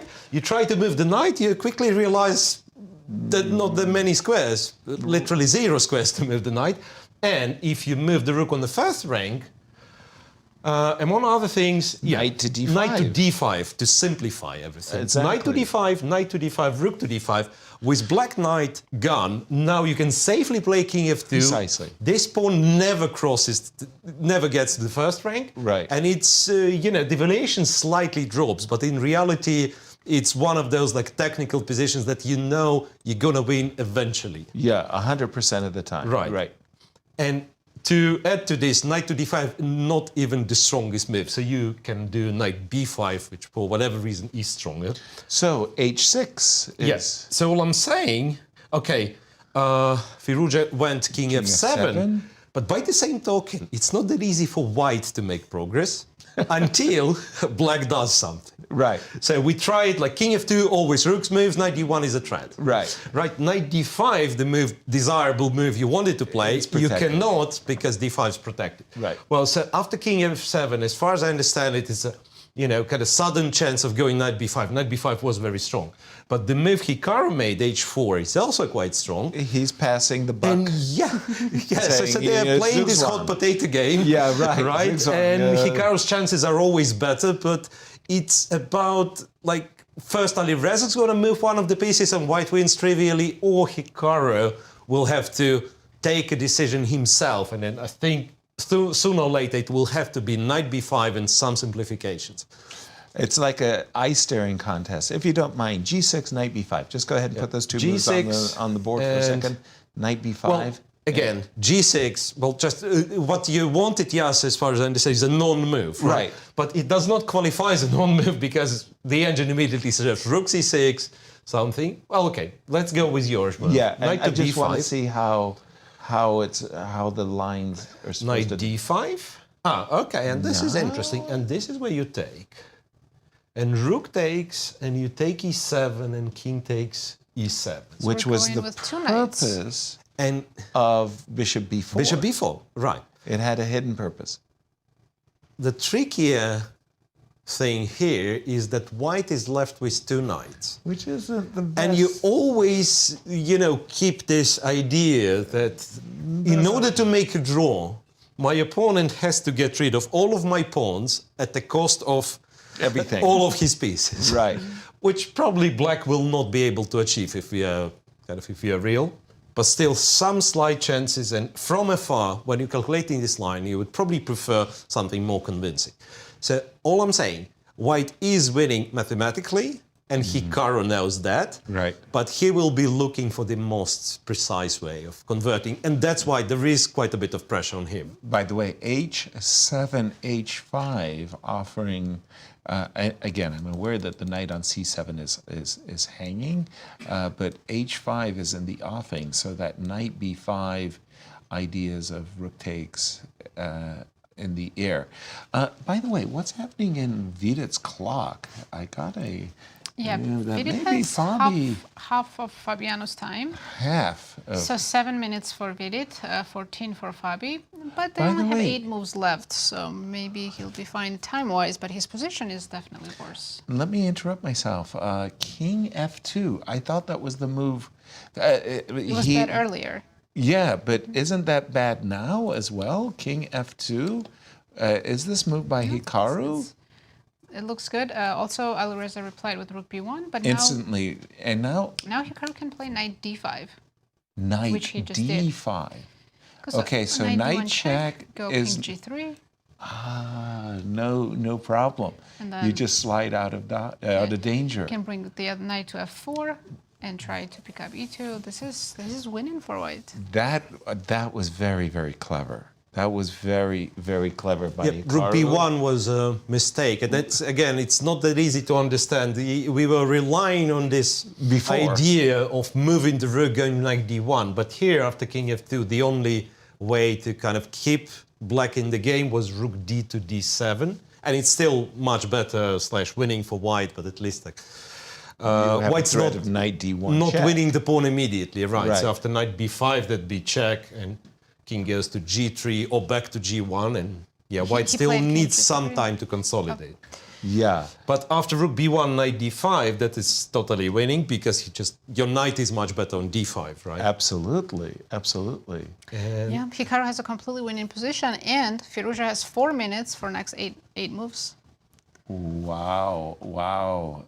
We could be seeing quite the rejiggering of Will the it tournament will it lead. make 3 in a row for Hikaru? Yes, it will be a hat Incredible. trick. Incredible. Yes, Hikaru, very, very streaky player, as is Fabi. And right now, the streak seems to be working. 3 minutes and 30 seconds. How many moves did you say? 8 more moves to make for Firouzja. Ooh, and this is... Not easy to find good moves here since his position looks completely lost. Exactly. King on g3, we see. Wow. Wow. I'm just... Okay, the rook is under attack. I'm going to have to move the rook. I don't want to allow rook c7 check, so... Rook b7? Yes, let's D7? move. Let's move the rook. Go ahead and kill me now. I think this is not So knight f4. knight f4. You hit the pawn on e2. Fair. I take a pawn. Defend my e2 pawn. So I can play rook c2 if I want to trade. Yes, exactly. Do you want to trade though? Also, maybe because when you have 2 rooks, there's Okay. always some chance, right? Sure. Take. And how am I going to defend e2? Not that easy, of course. Maybe rook c7. Try some in between moves. Okay. By the way, Rook move. e5. Rook e5. Let's catch up with the players. Knight d1, king g3, rook e5, allowing the rook check, a move I didn't want to. Well, that looks pretty strong, right? Rook c7, right? King. Check. Where do you Where go? do I go? That's the problem. Where do Maybe we go? e8 now? Okay, I'm just there. following Vidit's idea. Right? Put the king in danger, of course. I get you. And for Hikaru, after this move, knight f4, if he can surpass Alireza, wow, he's going to have... Everything will be in his hands. Absolutely. He'll be tied with Nepo, we think, should Nepo draw. And then in the very last round, playing Gukesh. With the white pieces. I mean, his closest rivals. And, well, if he gets past those guys, he'll be a very, very deserving challenger for sure. Wow, what a remarkable comeback. Because at one time, we really... He was in -1 at some point. After round 2, I believe, he lost to Vidit. Exactly. Yeah. And he was actually really struggling to get those wins going. Miro, jump in on this one for us. Rook e5, rook c7. Yeah, I like rook e5. And You do? Yes, and I can tell you why. Please. It's not the strongest move, but it requires Hikaru to find pretty much an amazing move. Rook c7, as tempting as it is, after king e8, Yes. the evaluation drops. And The evaluation drops to being 1.6, which is still kind of good enough, and computer goes knight c3, rook b2, but starts playing like weird computerish moves, like knight to a4. This is not what you're looking at. Right. Okay, and apparently the way to completely refute rook e5 is to play knight d3. But do you really look at moving the knight on e1 with e2 pawn being alive? After that, rookie, well, still, like, the engine does not behave well today because it still drops the evaluation. It was giving +3 for white, now it gets less. Still, probably winning. King G8, knight E7. But this looks great for white. Absolutely, the yeah, pieces but for this you have to find knight D3, and this is, I'm just arguing that this move is not that easy to consider.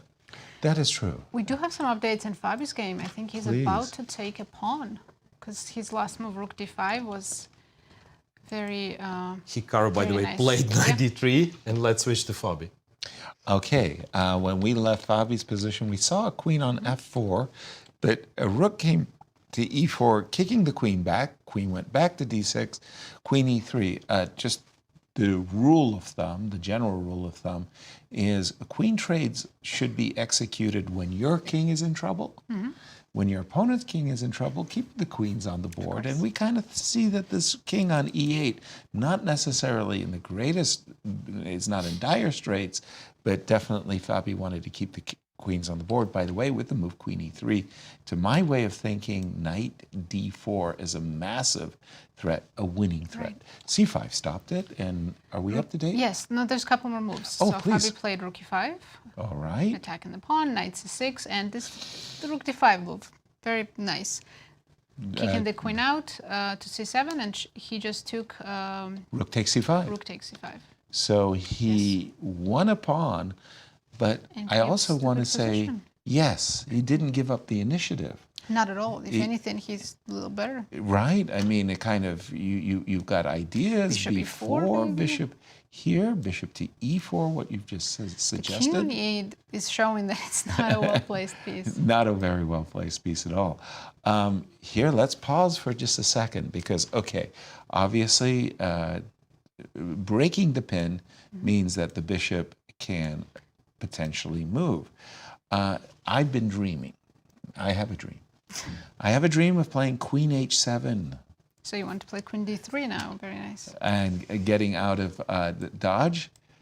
Oh, queen e4. Yeah, Would you queen want prefer e4. queen d3 just to avoid I don't know what I wanted to avoid. Oh, but there is... Something, yes, you're right. possibly. Queen to d3 makes more just sense. to be safe. Just to be safe and to avoid queen d6.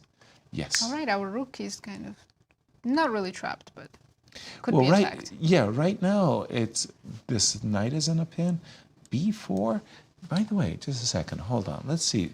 Let me think about this seriously. How big is your threat of bishop takes g4?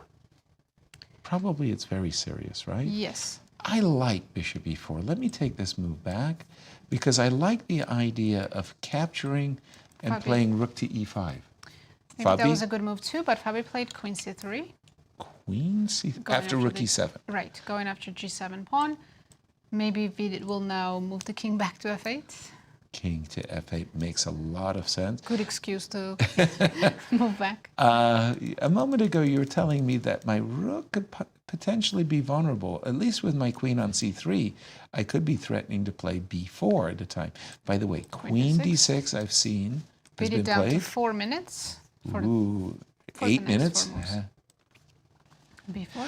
Wow, I'm expecting b4. Miro, jump in on this one because things are happening. We have time trouble. What's Hikaru doing? Yeah, well, it's a time trouble for Alireza at first place, yes, and Hikaru, if you remember, said like knight He d3, did. the strongest move in the position, but right after he made a terrible mistake. So bishop e1, and I have What? no explanation what exactly was he thinking, because after knight b2, like, huge part of his advantage is gone.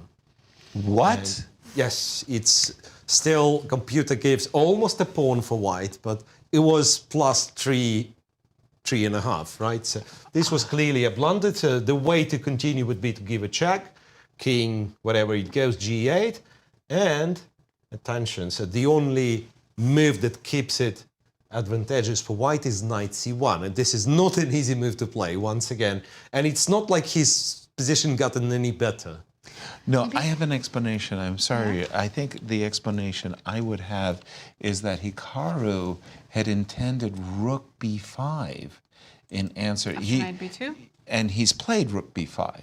He's played rook b5, There's but then rook there is d1. rook d1. Yes, but I'm just saying that I'm sure he was thinking in his mind's eye, oh, I have rook b5, way, and Firouzja has less than 1 minute for next 5 moves, so maybe Hikaru's Rook playing fast just to put pressure So on rook Alireza. d1, rook takes b2, rook takes d3, yes, and then your knight is hanging, and so does the a3 pawn, and knight c3 allows rook c3 because the e pawn is still there. right? And this is potentially what you miss. And if you're not going after, or rather, if you're not saving the a pawn, if it becomes like 3v3 on one wing, do you win it? Quick question for you. Rook takes d3, so Hikaru gives a check. King g8? On King b7, g8. right? Or And f8? then King knight- f8. It doesn't matter. King f8, no, it does. Once again, me seeing the computer evaluation helps a lot, right? King g8 loses, and king f8 almost keeps it. Because in order to... In my head. But doesn't this walk into knight f4? I wanted to avoid those knight g6 just Knight in case. f4, rook takes a3, Bishop b... blundering bishop b4, right? But you cannot, you win the rook, but you cannot take the rook. Right. I had wanted to ask you about the ending after knight c3. Ah, The so idea there's is the whether one. your king is on f8 or whether your king is on So yeah, g8. so we it take doesn't- this, we give a check, king f8 and knight c3, right? Yes. And then you make a queen. Ah, right. So this is a And this nice, is- nice question, theoretical, right? Endgame. Right. Because Rook a7 and Should be a draw, right? After rook a1? oh, yeah, it is. It is. well, the king You is put the rook actually behind, right? Right. And what computer does, it's even more clever to nice, start nice. with rook e2 to target this one. You don't not allow to give king f4 and g4. not to give that much liberty. And I think black is lucky in a way that he's it looks like black king is cut off, By right? the But way- there is still king g8, h7, g6. Yeah, By the way, critical moment. Firouzja King, he did play. king f8. So we Well, have this position on the board. Yes. Wow. King f8. And how much time? Firouzja is so good. He only has 47 seconds. 47. Right. He plays so much bullet. We can trust him that he can calculate with no time on the clock. You know what? Okay. 0.50 is the evaluation. So it's all went like Horribly white is just wrong. marginally better. Yeah. No, clearly Hikaru just missed rook d1. For sure, for sure. Okay, again, because I think without the knights, the e2 pawn isn't that scary. If I go knight f4, Rook takes a3, as Miro said. rook takes a3, give me the pawn, knight Knight takes h5. Knight takes h5 and then Maybe rook- a5 is maybe better rook than other e7. moves. Okay, a5 is fine. Okay. And let's You say I cover go b4. king f2, for example. You're not picking up on g7? No, I'm chill. I just want to make sure there's no. And then rook e7. And then rook According to e7. the- And here I've got the two minor pieces. And But black has very good pawns, a5 and e2.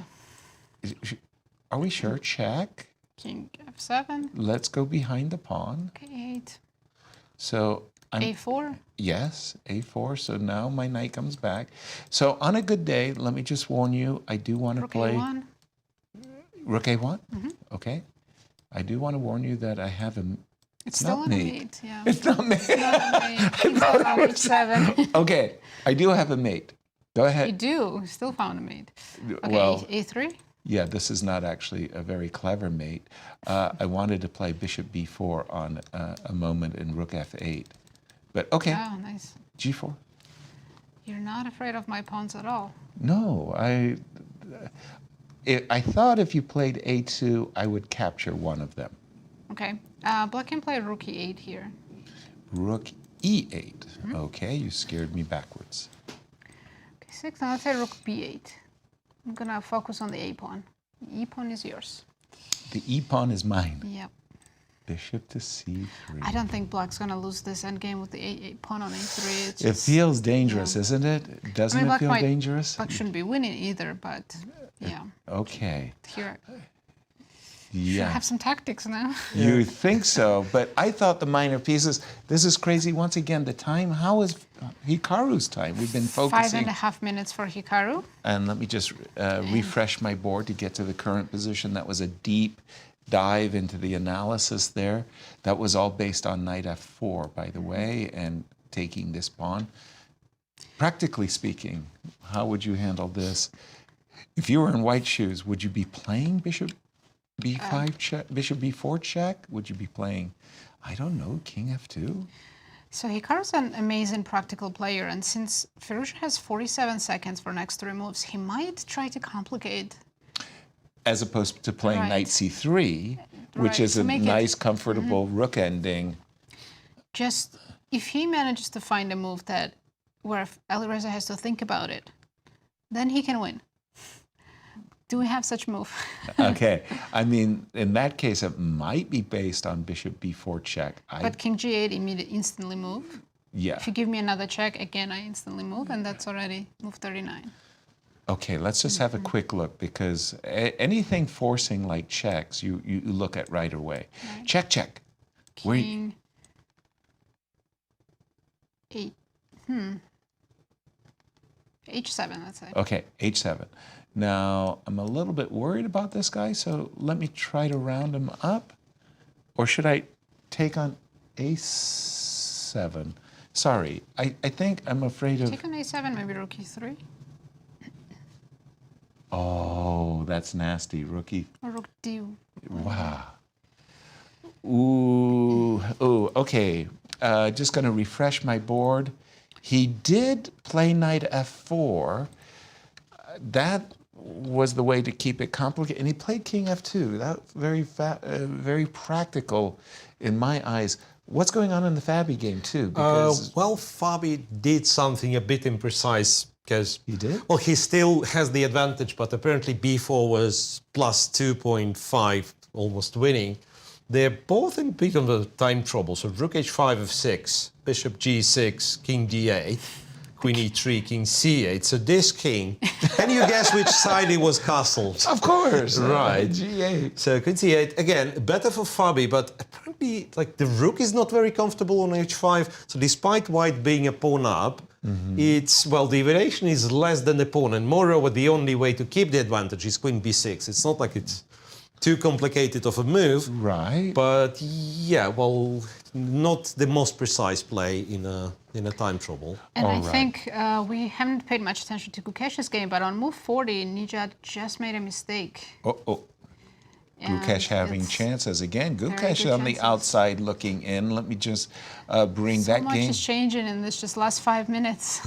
Yeah. Time trouble. Time troubles. Okay, we haven't seen this for a while, It but looked essentially equal-ish. 2 bishops. And now it looks like if Gukesh plays rook d3, computer is giving almost -2. Rook to d3. One for the extra pawn, I'm guessing, and one for Yes. the position. The knight can c5. The knight can come. Oh, there's rook c3, and I think I might be close Picking to winning up- the second pawn. Wow. And have So they this reached is move time 40. control? Gukesh has almost 3 minutes to make his 40th move. Let me just He refresh. just needs to find rook d3. Not And a it's the only difficult move to get the advantage, what's interesting. Yeah, rook Yeah. d3. And the whole trick is like you want to go rook c3, rook c2, and then rook to a3. Three, yes, Trap the bishop. Yeah. So in case of rook to d3, what Miro was saying, if white insists on attacking the rook magically arrives on a3 and the bishop is trapped. So rook d3, not a difficult move to find. After all, rook to d3 to c3 is very, very suggestive. Also, Let's go quickly back to Fabi's game because Vidit Please. made another mistake on move 40. oh my goodness, time trouble d8. makes fools of us all, doesn't it? He did play queen b6. As Miro said, the only way of keeping the advantage for white was to play queen b6. King b8 was a bad move. Why? Only move for white that's winning is rook c5. The rook on h5, as we've been informed, misplaced. And then Rook just looks, b4, b5, I believe. yeah, that kind of, I like Fabiano has that. 30 minutes to find it, so let's hope He does. As you say, b4 is very, very desirable. Queen takes b4, bishop takes c4 would refute the immediate b4, but by including rook c5, you not only defend your c-pawn, but you make b4 available, and that is just great. The geometry is excellent. Rook c5, followed by bishop e4, b4, and huge advantage, Yeah, it feels. not much to do. Just simply huge, actually, because the knight's actually in a pin. Moreover, suddenly. there is a threat, because I was looking, okay, let's go for a bad endgame, let's go queen c7, but then there is rook takes c6. Oh, that's nasty. And the whole point, you can't take with the pawn, illegal. You take with the queen, And it's check, check. and give me the rook. Oh my gosh. This could be yet another shining day for American players, Well, provided Hikaru. Well, Let's go Hikaru back was- to that one. I understand he reached the gave time up the control. lion's share of his advantage. I get that. But practically speaking, with the pawn on e2 sufficiently blockaded, wouldn't you think that Hikaru still has winning chances? the question is if we trade one pair of rooks and the A and E pawn are gone 3 versus 3, is that winning? Say it again. So we trade a pair of rooks. Right, so let's make a move for black. Rook A1. Okay? You take on A5, rook A5. Okay? Rook takes, bishop takes. Yeah. And you're also winning the E2 pawn. Right. Is this endgame theoretically winning? I would say if I had 2 bishops, yes. Sure. Bishop and knight, maybe you regret the pawn being on h5. If you have Black pawn can was do on h7, King F7 and G6? Maybe. well, can you? Okay. Because you can't take on H5 because of rook E5. So I'm in time to do that, King F7 and G6. Are you so sure? So, okay, just a second. Let's do it again. Okay, we have the position with g3. So imagine you played rook here. Sure. And again, I'm going for that ending that you've just asked me about, right? I don't have a time to play knight h5. You got rook Because e5. rook E5, yes. So King F7? King f7, and this is what we're talking about. Blunder, knight takes h5, oops. And we see why knight takes h5 is a blunder. So you take on E2 instead, and then I play G6. Right. Is that... Miro, your experience in these 3 versus 3, 2 minor pieces. Again, I want to say with the 2 bishops, I think it's a win. Bishop with 2 knights, I don't think it's any chances. Bishop and knight. That should be a draw. Think if there is no like critical damage to the structure, which That's in this case there is not. I think there is, though. If the pawn were on g7 and h7, so imagine on a good day I get my bishop here, right? Exactly. And knight to e4. Exactly. You know but what I'm that heading for. requires you to have a good day. This is like all the mistakes we made in old endgame books. Because Right. we would assume that, yes, white plays 10 moves in a row, attacks f6, and you And have to move black it. is not and allowed to move. Yeah, the reality is, once again, in a practical game, you do have chances. Right. But mathematically speaking, if you let computer defend for black, it will never get you this chance of setting the pieces in such a way that you attack f6 2 times. You don't have squares for this. Like, there's always going to be some trick or counterattack or a check. That prevents you from doing it. Yeah. Okay. I want to be with Miro's side that white still has practical chances. Great news is that Fabi found rook c5. Yes, not a difficult move for Fabi at all. I mean, again, have they made time control? Yes, they just did. made time They control. just made time control. Sorry, just to be the devil's advocate, I don't understand exactly how black will prevent Hikaru from playing bishop to d4. Bishop to d4, this is where what you say, human beings just allow you to do this. The knight comes to e4. So how is black going to stop? Oh, and don't go king g7, I guess? Of course, of course. Don't go king g7. Of course and not. do something like maybe rook to the a file.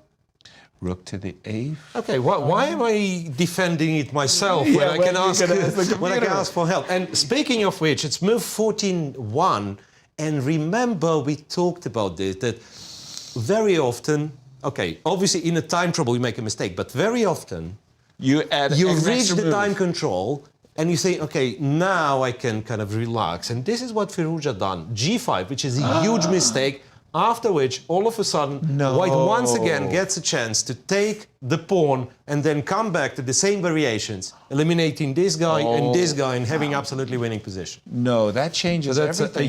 a huge mistake. I mean, to So quote... Fabi and Hikaru are winning again. Yeah. As of now, yeah, both American players are winning, but it's not, it's not the end yet. But G5 is a full catastrophe. That is a really egregiously bad Does he move. have some force in line he thinks is a draw?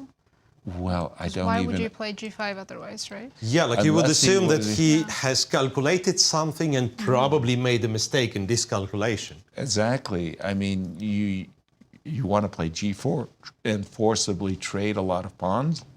No, sir. Knight F6 wins. Oh my goodness. H takes G5 on the board, by the way. And Alireza just, wow. I mean, you play G5 and then you stop after H takes G5? No, you have to take. He took. And let's just see this again. Computer Hikaru took on H5. estimation after knight takes H5. I saw the thermometer go through the roof. 2.5 after knight H5, 3.3, so it's growing. It's growing. in White's favor, and it's growing and growing, and yeah, so basically what's happening is rook E5 to save the A5 pawn for now, and then White apparently can do this and get the knight around E4 or just G3, try to take. Yeah, I love knight to F6, threatening check, of course. And then what you're saying, G4 and knight to E4, beautiful. A dream position. Not really. A dream position. Can't explain what happened. Wow. G5, too much. Wow.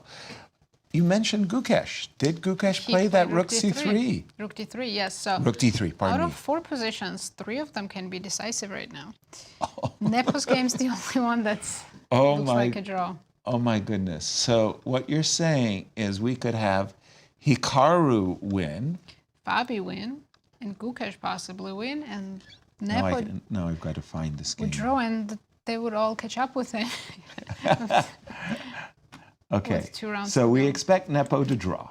Yes. Okay. Good news. We expect Hikaru to win. Let me just refresh do my board. Gukesh. Yes. Then we expect Gukesh after this move, rook to D3, to His be position is winning. not as winning as Fabi's or Hikaru's, but he has very good chances. Oh my goodness. Guys, what happened if we have a 4-way tie for first? I mean, because it's Gukesh. This is, again, coming into today's round. Half a point lead for Jan. Gukesh, we expect Jan to draw to move to 7.5. Gukesh potentially winning. Hikaru winning certainly. Fabi most likely. Fabi's going to be at 7. And we're going to have half point 3 behind. players tied for first. 7.5. With 2 rounds to go. What a drama. Okay, cancel your Monday plans, whatever they were. You're not Right. going to the shopping mall anymore. I mean, wow. right you are. Rook to D3. Give me a numerical advantage on this one, Miro, please. Hard to tell. It really depends on White's next move. So Okay. if White finds King G4, Not easy. and after Rook C3, King H5, that's his only possibility, once again, according to the machine, Take to the pawn find on any H6. sort of active counterplay. Yes. Targets Well, knight F5, of H6, course. you go knight F5, bishop goes to F4, you take a take pawn. on C4, and something like bishop C2 is happening. And even then, evaluation goes down in Black's favor. But if White doesn't play this after Rook D3, if he doesn't go King H5, it's just a free pawn. Right. So it's a very strange position now that I'm looking at it. So Rook D3, you did not attack the pawn yet. So it takes you 2 moves to take the pawn, and White has like a pair of bishops, and the pieces are around, and you can't save it. So Right. it's unique in a way. Very unique in a way position, and I think Bishop E3 was a Was the mistake. culprit. Yeah, was a mistake, because he could have done all the same 1 move earlier. So he goes King G4, King H5, looks for the counterplay, and this would have been almost equal. Exactly. Wow. And if Gukesh was to win this game, imagine. All right, he will be playing Alireza with white tomorrow. Tied for first. Tied for first, playing Alireza. With the white pieces. So Alireza would have 2 blacks in a row, essentially, because yes. he's playing Hikaru. And then in the last round, it could be for all the marbles. Yeah, they might both need a win, so it could be an incredible game. Nice. And I agree with you. If you recognize King G4 and King H5 as your path to activity, you do it immediately. Yeah, you you do need it the move earlier. Bishop E3.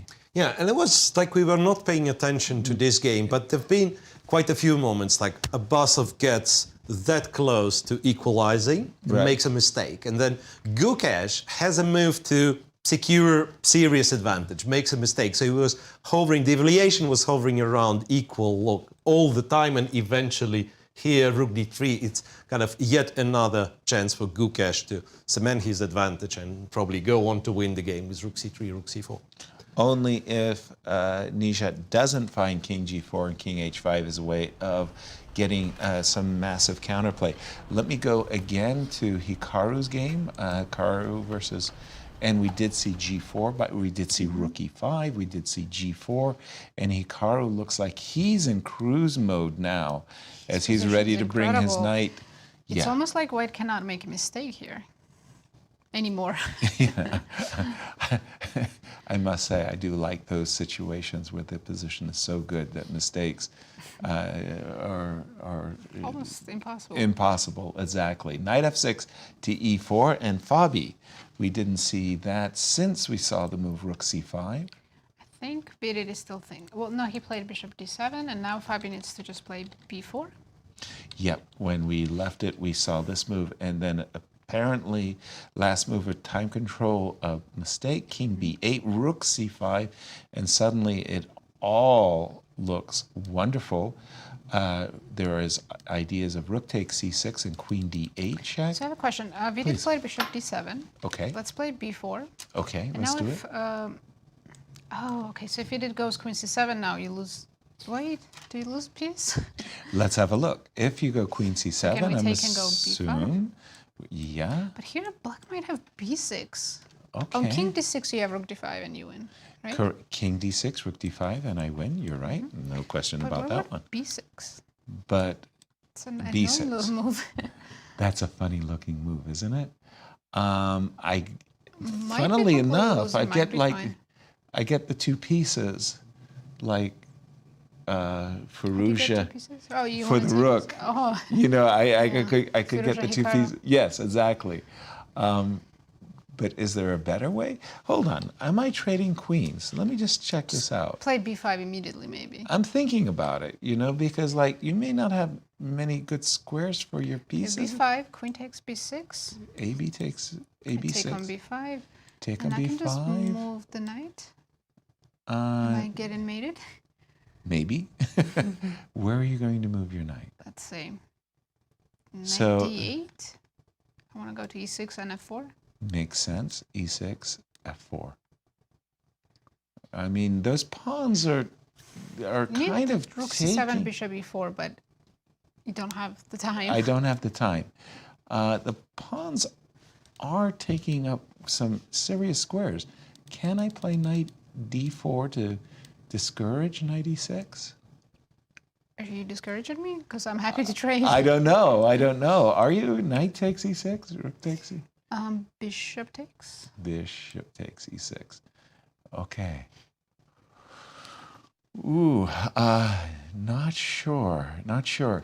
As we've reached the time control, we're going to catch our breaths. But before we go on a break, we want to show you once again what our models described as the chances of winning prior to today's results.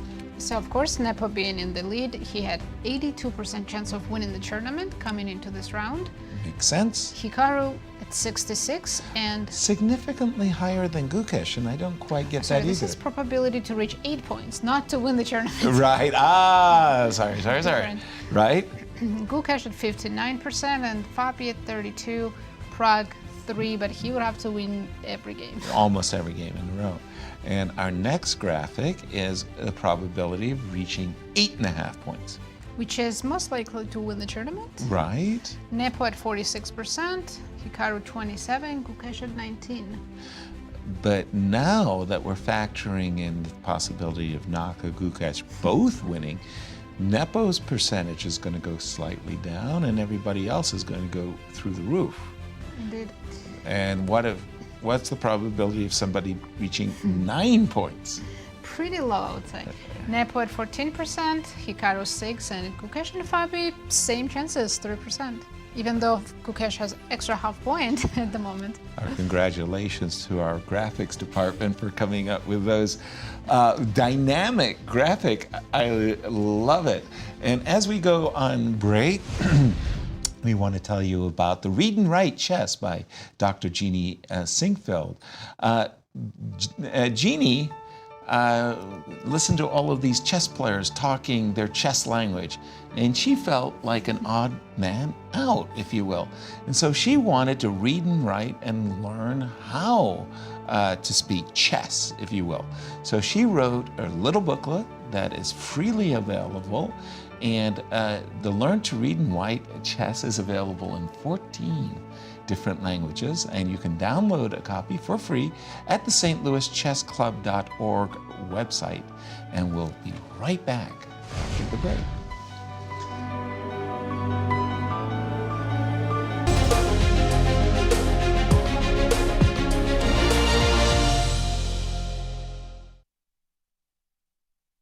The stages are set, the players are primed, the best of the best are ready to face off in the 2024 Grand Chess Tour.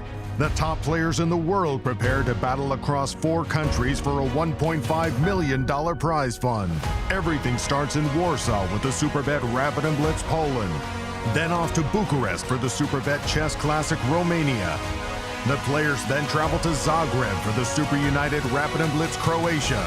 The tour concludes with back-to-back events in St. Louis, Missouri, the chess capital of America, for the St. Louis Rapid and Blitz and the Sinkfield Cup. 9 players will go in, but only one can be crowned champion. Who is prepared to make history? Get ready for the return of the Grand Chess Tour.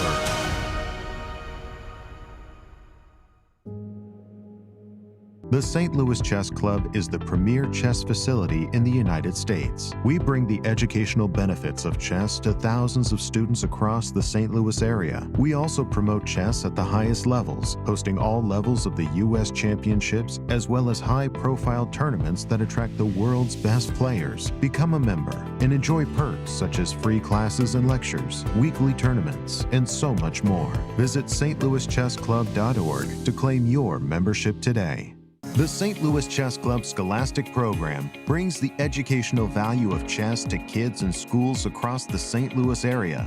Active in over 100 schools throughout the St. Louis City and County, the St. Louis Chess Club has been able to reach over 85,000 students in both in-school and after-school programs. We view chess as a valuable educational tool.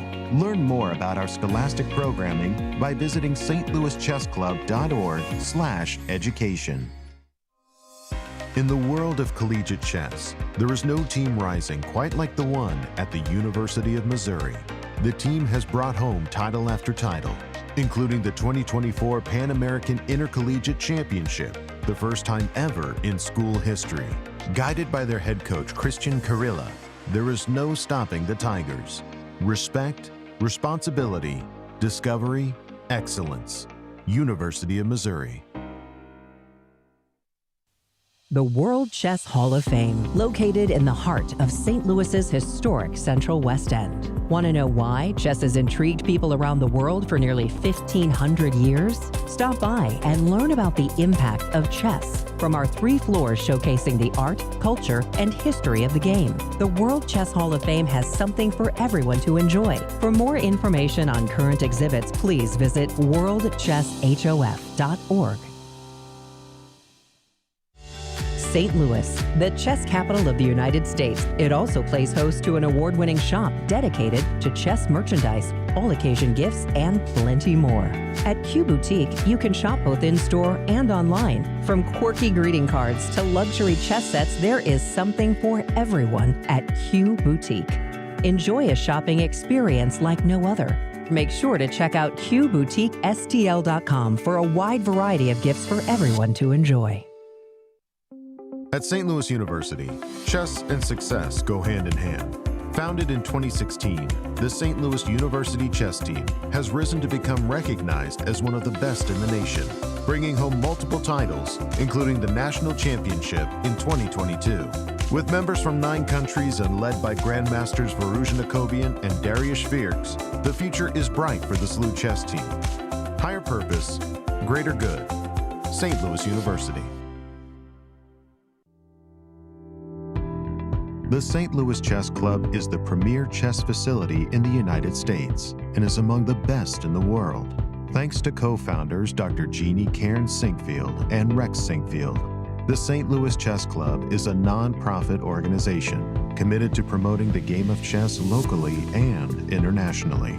We bring the educational benefits of chess to thousands of students across the St. Louis area, promoting cognitive development, critical thinking, concentration, and analytical skills. The St. Louis Chess Club welcomes chess lovers of any age and skill level to come and enjoy the game of chess. We also promote chess at the highest levels, hosting all levels of the U.S. Championships and the American Cup, as well as high-profile tournaments that attract the world's best players, including the prestigious Sinkfield Cup, Cairns Cup, and many more. All tournaments can be streamed via our YouTube and Twitch channels that also include over 2,000 chess lectures for anyone to enjoy. Become a member and enjoy perks such as free classes and lectures, weekly tournaments, merchandise discounts, and so much more. Visit stlouischessclub.org to claim your membership today.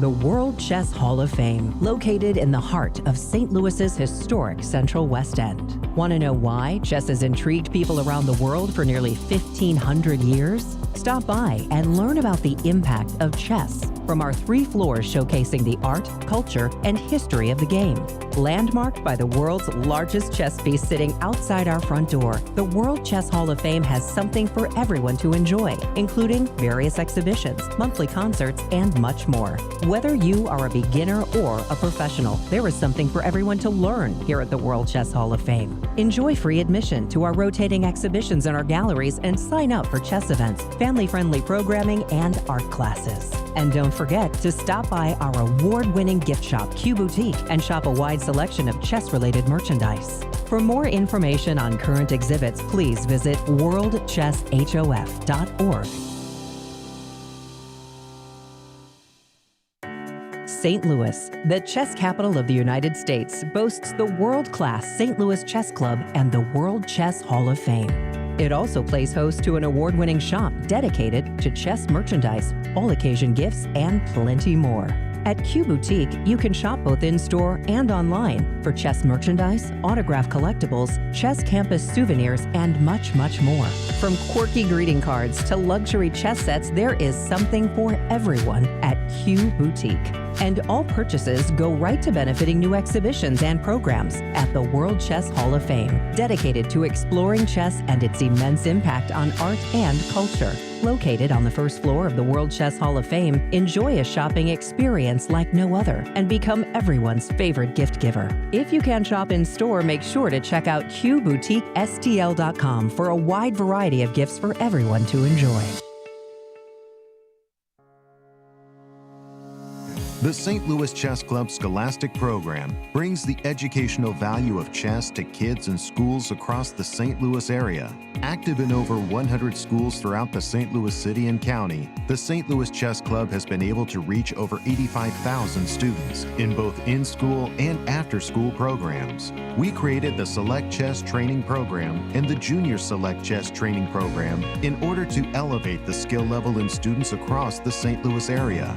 These students receive professional training from Grandmaster Miroshnichenko, Other programs include Chess Cops, a partnership with the St. Louis Police Department, looking to improve relationships between at-risk kids and police officers in the St. Louis area, with over 600 students playing chess over the board since 2019. The St. Louis Chess Club has also created a chess merit badge for the Scouts BSA, quickly becoming one of the most popular badges, with more than 250,000 Scouts earning the badge since 2011. Students of chess can also pick up a copy of Read and Write Chess. Thanks to club co-founder Dr. Jeannie Cairns Sinkfield, anyone can learn how to understand chess notation in no time. We view chess as a valuable educational tool. Learn more about our scholastic programming by visiting stlouischessclub.org/education.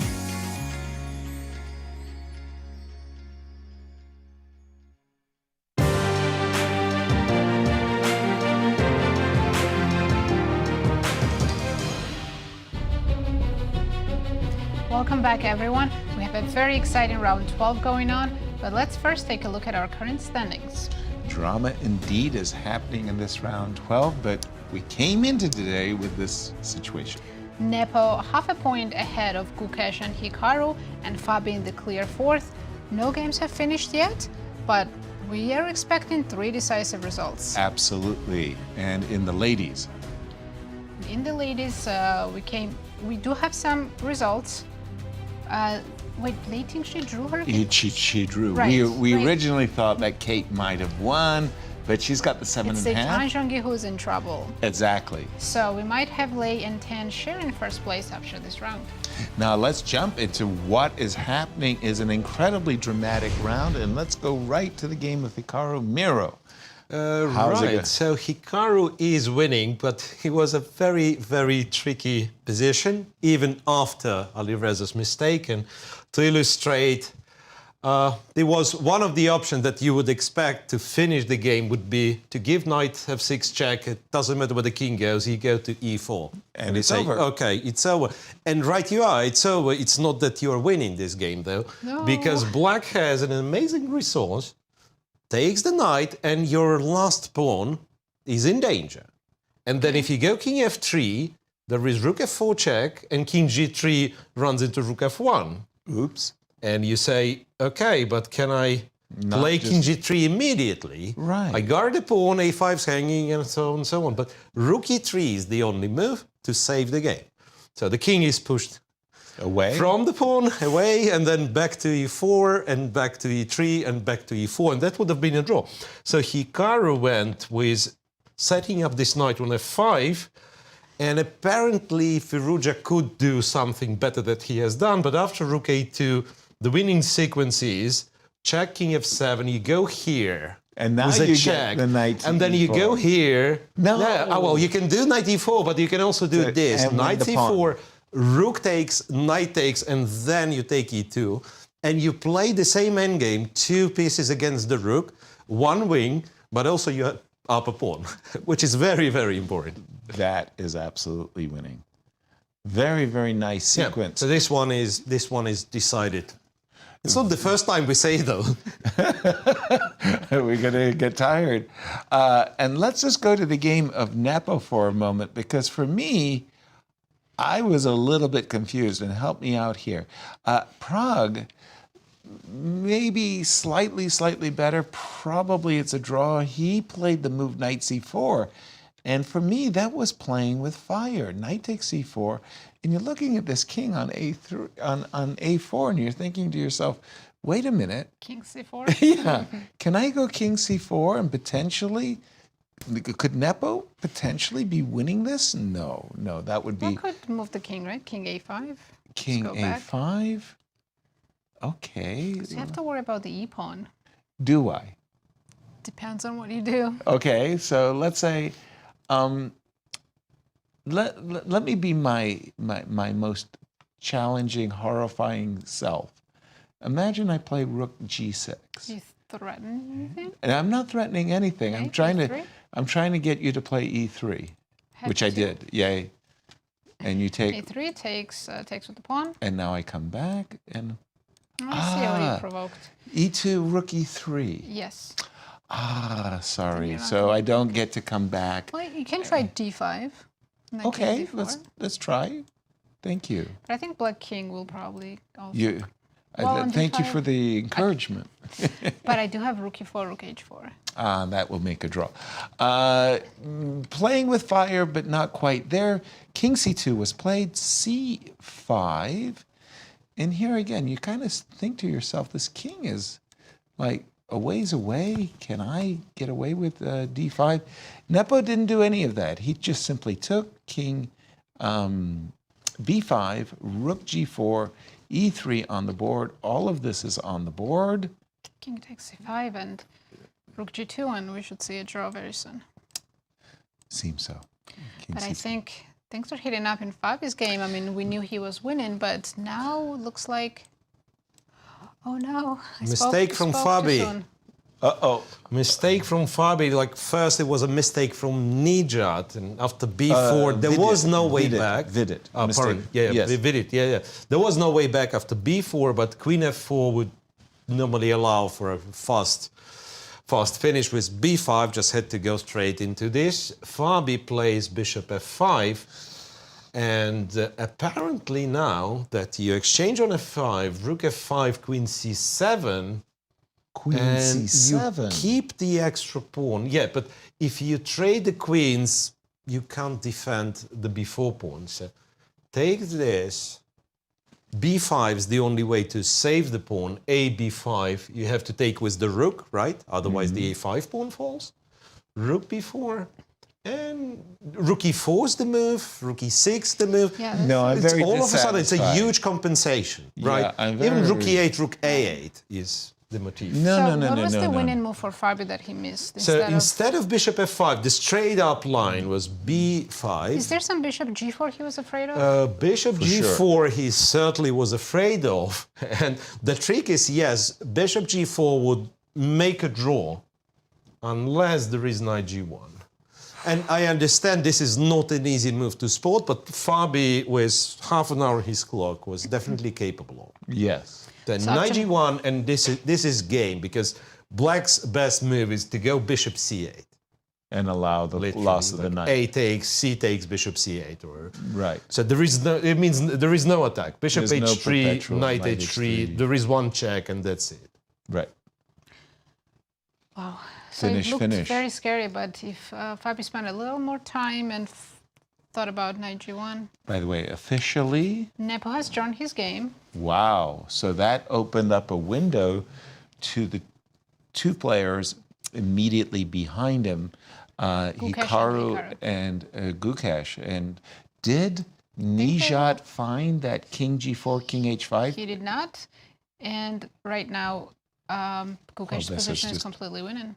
Fantastic So position. it looks like both Gukesh and Hikaru will be joining Nepo. A three-way tie for first with 2 games rounds to remaining. go.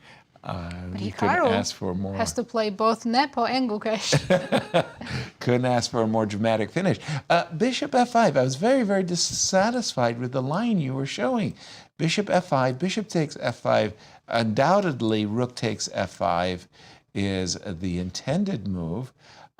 You were mentioning, and bishop f5 on the board, queen c7. Why do I have to trade queens and allow Play that? Queen c5, right? Thank you. Yes, exactly. Can't I just play queen c5, stepping back and keeping the advantage? No, you should. You should I play should. queen c5. Okay, yeah. good. And we were talking that if you were to exchange the queens, then black is kind of almost equalizes. Yes, Right. queen c5 is the best move, and white is still a pawn up. It's just that before b5 would win the game in 3 moves, and now the game goes on. But you have to find that knight g1, and I agree, completely capable, but not the. Let's take a look at Queen c7, Queen c5, because Yes. we're probably going to see it on the board. Yes. Let's say black stands rook e8 and just waits. Rook e8 and just waits. I'm not a big fan. Let's. For some reason, not a big fan of my rook on f5. Let me redirect it, so to speak. Rook to d5. Ideas of Queen e7. 'cause queen e7. As we established, without the queens, White's extra pawn is not as dangerous because your b4 pawn is always hanging. Okay, just a second. Hold on. Queen b4. Pardon me. Queen b6. Queen takes b4. Yes, is that the intention? Yes. Or you could actually What's wrong play with knight takes. b4? Yeah, I don't see the issue with knight takes b4. Apologies. Maybe Yeah, rook knight d5 was d4. not the most accurate move. Yeah. Okay, just a moment. Just a moment. This Maybe knight d4 here? 'Cause knight d4. Queen and rook ending would be pleasant for white. Winning or not, hard to say. Right. But Okay. knight on c6 is too good with the putting pressure on b4, so I think trading it is in white's favor. Makes sense. It feels also like one Then of those. black doesn't have to trade. He can go knight e5. Right? It's also one of those positions. No, it's not really one of those positions where you can't move. I'm thinking h4, h5, somehow just to lock down the queen side, king side, so that when my knight does get to f5, it's going to do so. One more look. I play rook d5. You play Queen queen e7. e7. Right. Okay. If I play rook to d6. King c7. Didn't calculate rook c6, but Okay. I'm just hoping it's fine. I get a couple of pawns, I guess. Takes, check. Wow. D6. King d6, or where do you want to go? D6 probably. D6, queen takes. This is not the winning technique that grandmasters are famous for. When I'm a pawn up, giving up an exchange. I want to get to the game of Hikaru. Miro, I'll turn it over to you. Progress? Why would you want to get there? No progress. No? Apparently knight d6 is so strong that Firouzja is still thinking. Okay, Gee. finally we get the move. And now we expect knight c4. Yeah, rook there was takes a5. your try knight e4, which by the way there is nothing wrong with. Knight e4, well, but But that's the some king valuation d7. isn't Yeah. like Anyway, overwhelming. Anyway, so now Knight c4. maybe we could approach this position as like looking at the suspects and saying, okay, you, the pawn on e2, is no longer that dangerous, but you becoming dangerous. So that's why I want to go knight c4, and that's what Hikaru has done. So he will Fantastic. eliminate a5 first, and Wow. then we'll go after e2. Wow. So pawns are falling one after another anyway. And again, just to remind everybody, for those of you joining us late, our tournament leader Jan has already drawn his game with Prague, and he leads the tournament, but two of his closest pursuers, Hikaru and Gukesh, both are winning their games, which is setting up for a rest day tomorrow and a very dramatic weekend. Right, going into the last two rounds with a three-way tie for the first place. Exactly. And Fabi was winning. He's still much better. He's a pawn up, and he is hoping that with a victory, he'll have 7 points. He'll be on the outside looking in. And knight c4, rook takes a5. Hikaru has spotted the winning line.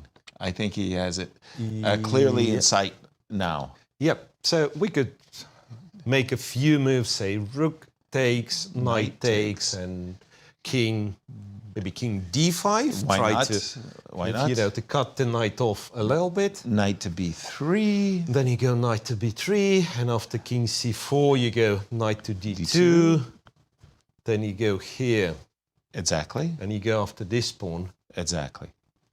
Yep. And that beautiful blockade of the e2 pawn Cannot be broken. cannot be shaken, cannot be broken. Yeah. Moreover, I thought, maybe black is not too bad simply defending the pawn on g5 by going rook a5, and this bishop, which wasn't moving for a very long time, it actually joins the play, That is joins the exactly action.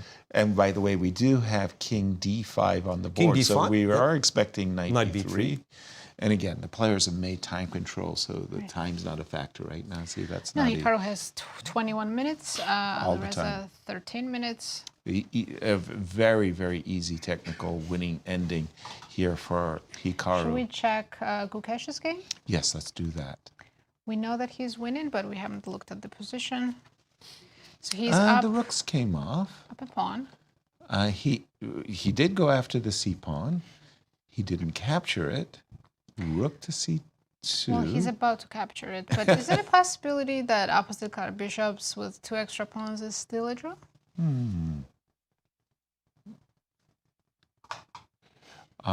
Just as we pause this for a moment, just to see the final position of Hikaru one more time. Apologies, I just wanted to clarify one thing. He played king e3. Confusing move. A very, very, very He wants to confusing play move. bishop d2, right? Yeah. Wow. For a moment there, I That's love the king on f2. I love the it bishop was on also e1. safe.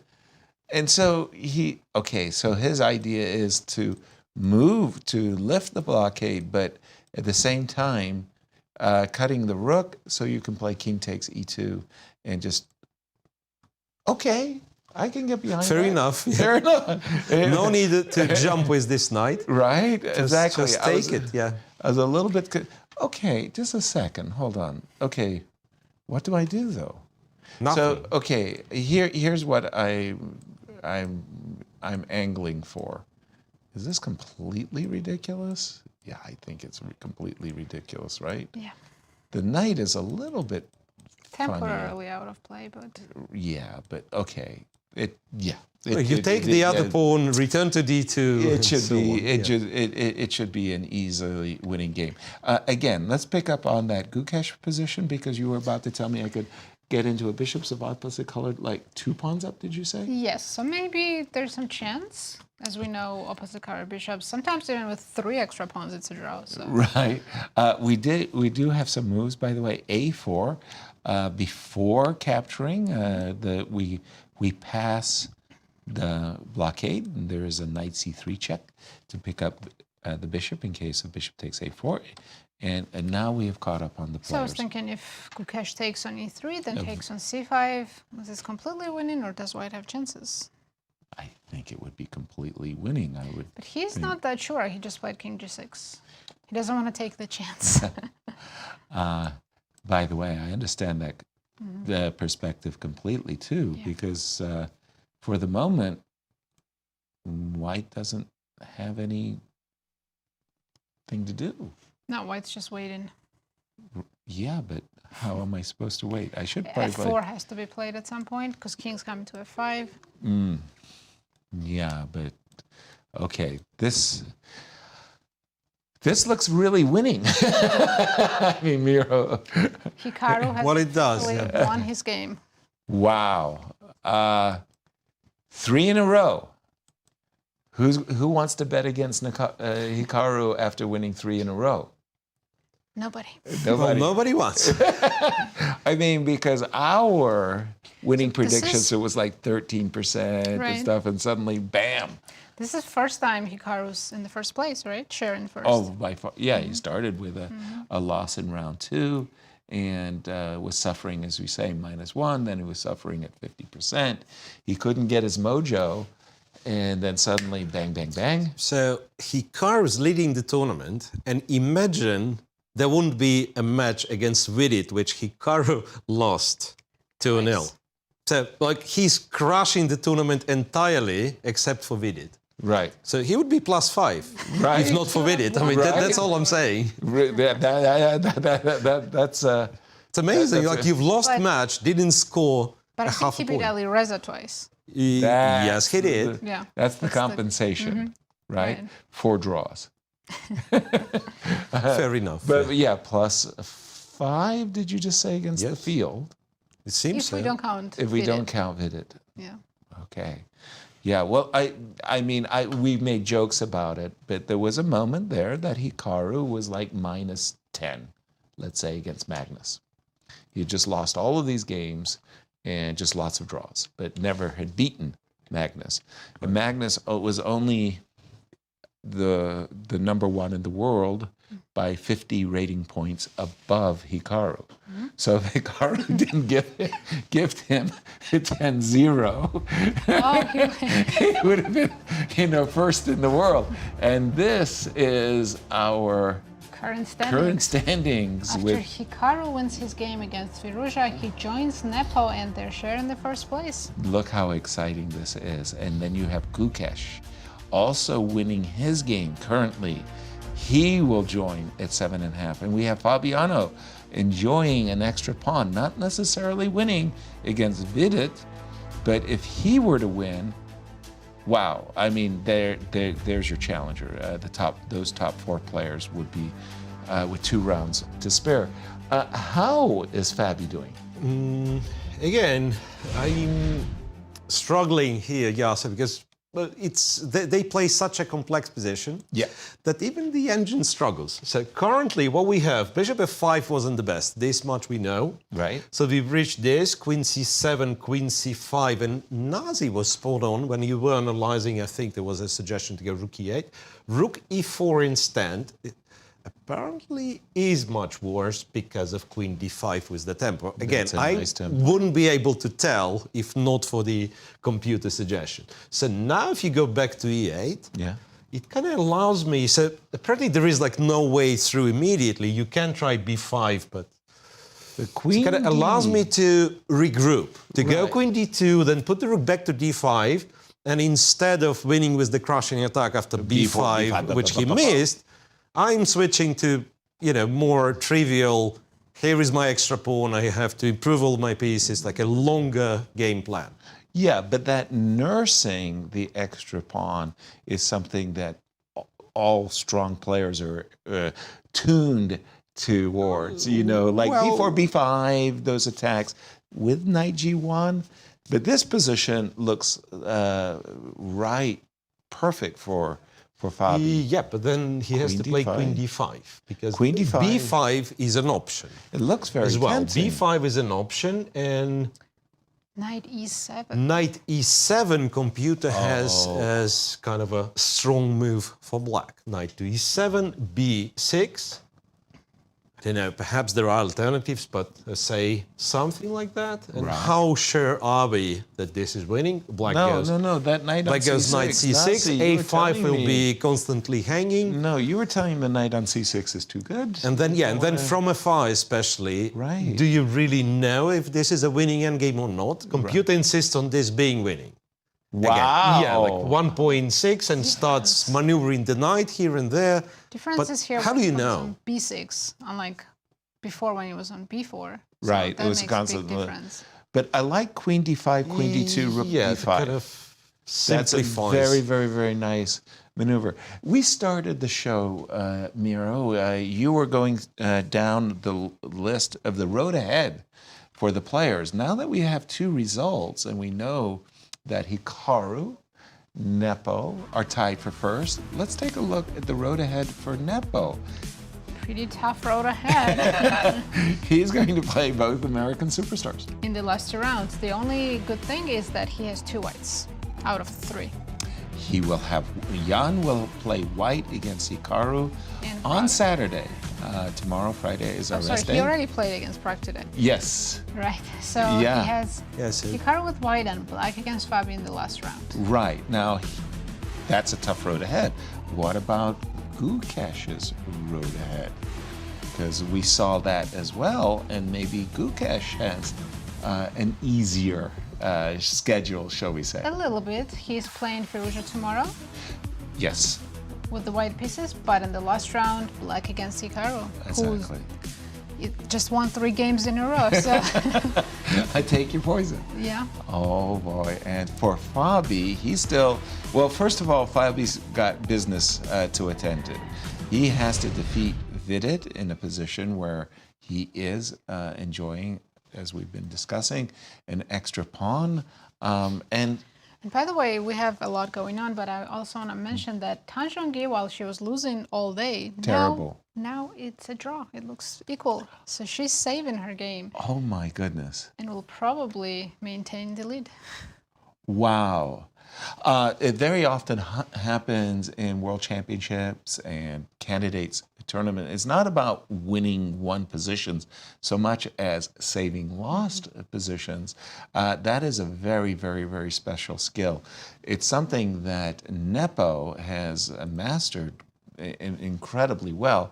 He's the only undefeated player in the right, tournament. but arguably he never had such a terribly lost position. He has been worse in a few games, but Maybe you it can't against really Vidit say. was Yes, even Vidit. one of the most dangerous moments of the tournament for him. But Yeah. yes, in principle, It was still complex, and Vidit had to find, and he was a bit short on time. yes, yes. Where is Gukesh's Where are position? we? Where are we? Again, computer all the time insists on this being winning, but I think I finally start understanding what's going on here. So the A3 pawn paralyzes half of White's forces, and then all of a sudden this king, I see the lines where this king comes all the way to G2, starts hunting those pawns. Right. Yeah, still not easy to say, okay, I'll Convert. do this, and you resign. But the evaluation is more than +4 in black's up, minus 4.3, minus 4.4. So you presume black's winning. So the interesting question was, can we or can black take on E3, either immediately here when this position happened on the board, or after going A4, which is kind of more likely? What was Yeah, it? I A4, love the king in- D3. I love Let's the say you inclusion go of A3, and now then you the take question. E3. Yes. Looks like it was easily winning, That's to be what- honest. Yeah. You take here, and then one of the ways, surprisingly, just go F6. What? And I think, yeah, because this pawn is hanging all the time. Right. And yeah, it's just 5 something. So the pawns are hanging all the time. So what you will do, you'll play, I don't know, E5, H5, and you'll try to get Your king to to the queen side, and White never going to be in time. You So- know, the hilarity of this is, put the pawn back on E5 for just a moment, Miro. Yeah. The hilarity of why I thought this position was so easily winning for black is because the pawn on E5 He's weak. it's a weak on the dark square. You can win it in different fashion, yes. I believe bishop d4, Exactly. f4, h5 is very promising That again. is And the- then you go all the way Bingo. around. Bingo. That But was if what you I was have, thinking. if you have computer helping you and it says f6 plus 5 for black, it's easier to find f7, f6. Very, very believable that, but I just enjoyed the hilarity of that moment. Perfectly understand Gukesh. Gukesh's choice. Because there is, ever slight chance of, some unique fortress and with opposite colored bishops.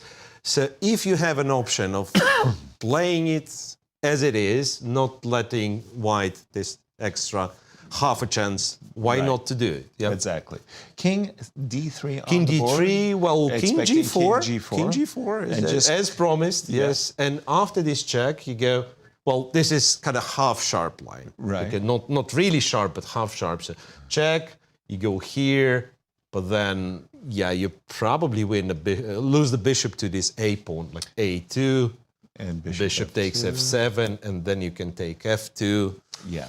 And Let's interrupt our analysis because Anastasia caught up with our tournament co-leader, Hikaru. Hikaru. Yeah. We are here with Hikaru Nakamura, who just won the game. Congratulations on your victory. It felt like it was really tough at some certain point. You had to calculate so much, I guess. So I think this was one of the critical moments when you play the castling. And The good thing is most of this was very forced. So I was actually able to play most of these moves pretty quickly. Bishop f4, of course, was a critical moment, but I simply didn't see a better move. And then we immediately get right to this position. And it's very hard to judge what's going on here. I had the feeling that black should be completely fine with correct play, but it's also very difficult because everything's kind of hanging. The knights are on the edge, the bishops are a little bit loose, the pawn on d5 is weak. And in general, it's just very, very tricky to play. And I just wasn't sure what was going on, but I thought I should be fine. And basically everything I did was good, but my time usage as usual was terrible. did you consider this knight f2 also crazy moves like that? Yeah, but what's the big deal? Knight f2, rook f2, what's the big deal? I don't I understand. think rook e2 after. Or No, but rook e2 I saw this, but isn't white Yes. just better? Takes, knight d3, Knight king f3 g1, takes, knight d4 and b4. I thought I was better. Maybe it's, okay, computer's not so impressed. But I did see this, But actually, you saw, yeah. yes, I just wanted to No, make sure. I saw this line, but I didn't think it was very special. But basically, I mean, I could have played most of these moves much quicker. That's what I wasn't happy about. Like, this was all fine. Yeah, like, I felt that, I mean, here I should have just gone for this a lot quicker. But the big issue was that initially, when I was calculating a3 back here, I had seen both knight b5 and knight a4. I thought they were both good, but then I sort of realized that knight a4, which I thought was good, there was something I didn't like about this. Yeah, it was d3, bishop d1, and I thought this was actually kind of was strangely a little bit unclear. Yeah, but this is actually still very good. Still, it's unclear. This computer, it gives lines and then it goes down. So it's very clear what's going on. Believe me, I checked all these lines. Sometimes it doesn't show. Yeah, I mean, I was very originally, like, I thought I was very happy, and then I wasn't sure what was going on, and then I spent a lot of time because I thought both were good. Then I realized knight a4 wasn't good, and then, I mean, eventually I went into this line. I mean, which was very, very hard to do because, like, bishop d1 was also looked very good, but after knight a6, I didn't see my advantage. Like, I thought takes, and now knight d5, and I just wasn't sure what I'm doing because after bishop b3, I thought there was knight f6. But I suck. Bishop g5 is just good. Okay, bishop g5 is just good here. Wow. Okay. Yeah, I mean, but I thought rook e2, knight e4, I mean, I couldn't make heads or tails of the situation.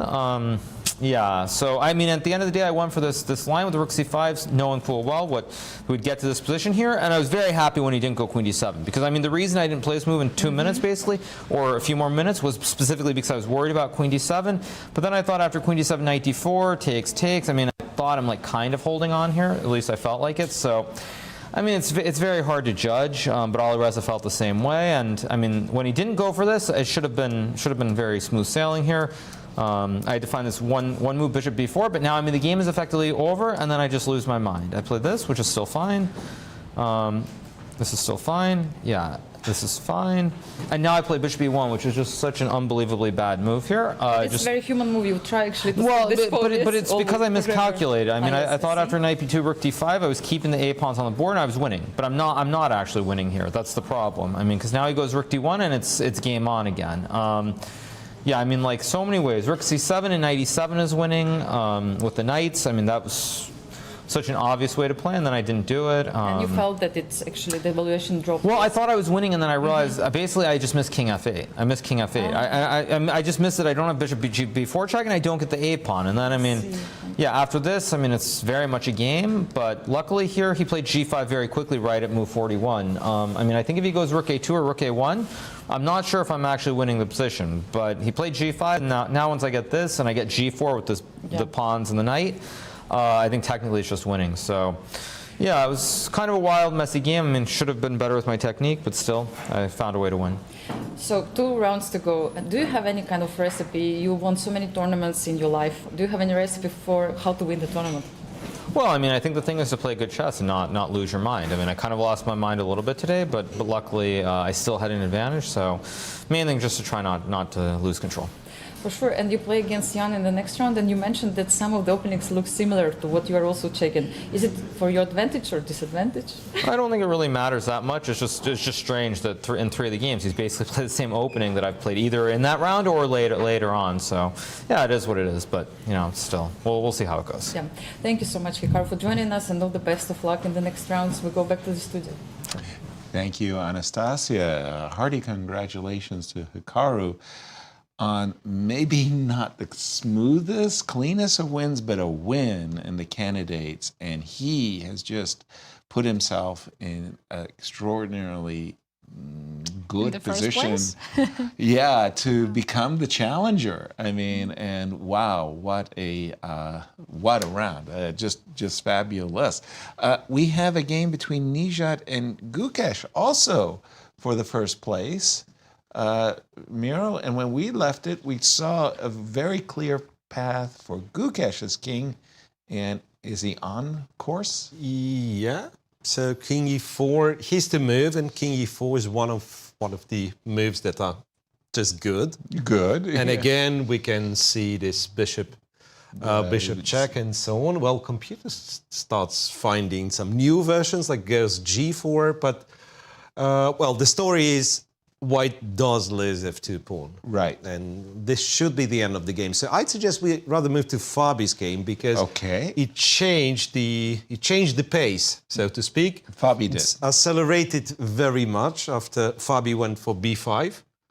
And now, remember we were talking queen d5 with the idea to go queen d2. d2 and rook to d5. So, yeah, that means Vidit's rook e2 was designed to stop. Stops queen e2.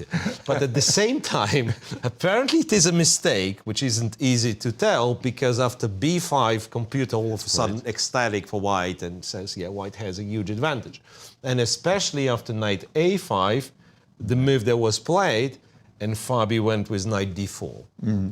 So it's no longer about having an extra pawn or something. It's attack. Attack against the king, which, by the way, quick reminder, was castled short in this game, just to avoid confusion. Right. Yeah, you would think there was a game with opposite castles on the board. Not quite. No. Knight d4 hits the rook. Knight d4 hits the rook. I play rook d2. Rook no, d2. Knight c6 check. I guess it's knight c6. No, you don't have to do knight c6. No, Take but it's knight already c6. knight c6. I don't want to play rook d2. I don't want to play rook d2. Okay, rook e5. Rook e5. That's, I think, one of the things you would be concerned a bit. Is like, can my opponent trade the rooks? Yeah, so rook e5. If I take with the queen, I'm afraid of queen d8. Take check. with the queen. Checkmate b6. It's a check, yes, and then one more I had check. every reason to be It's afraid. a nice check here. Yes. Yeah.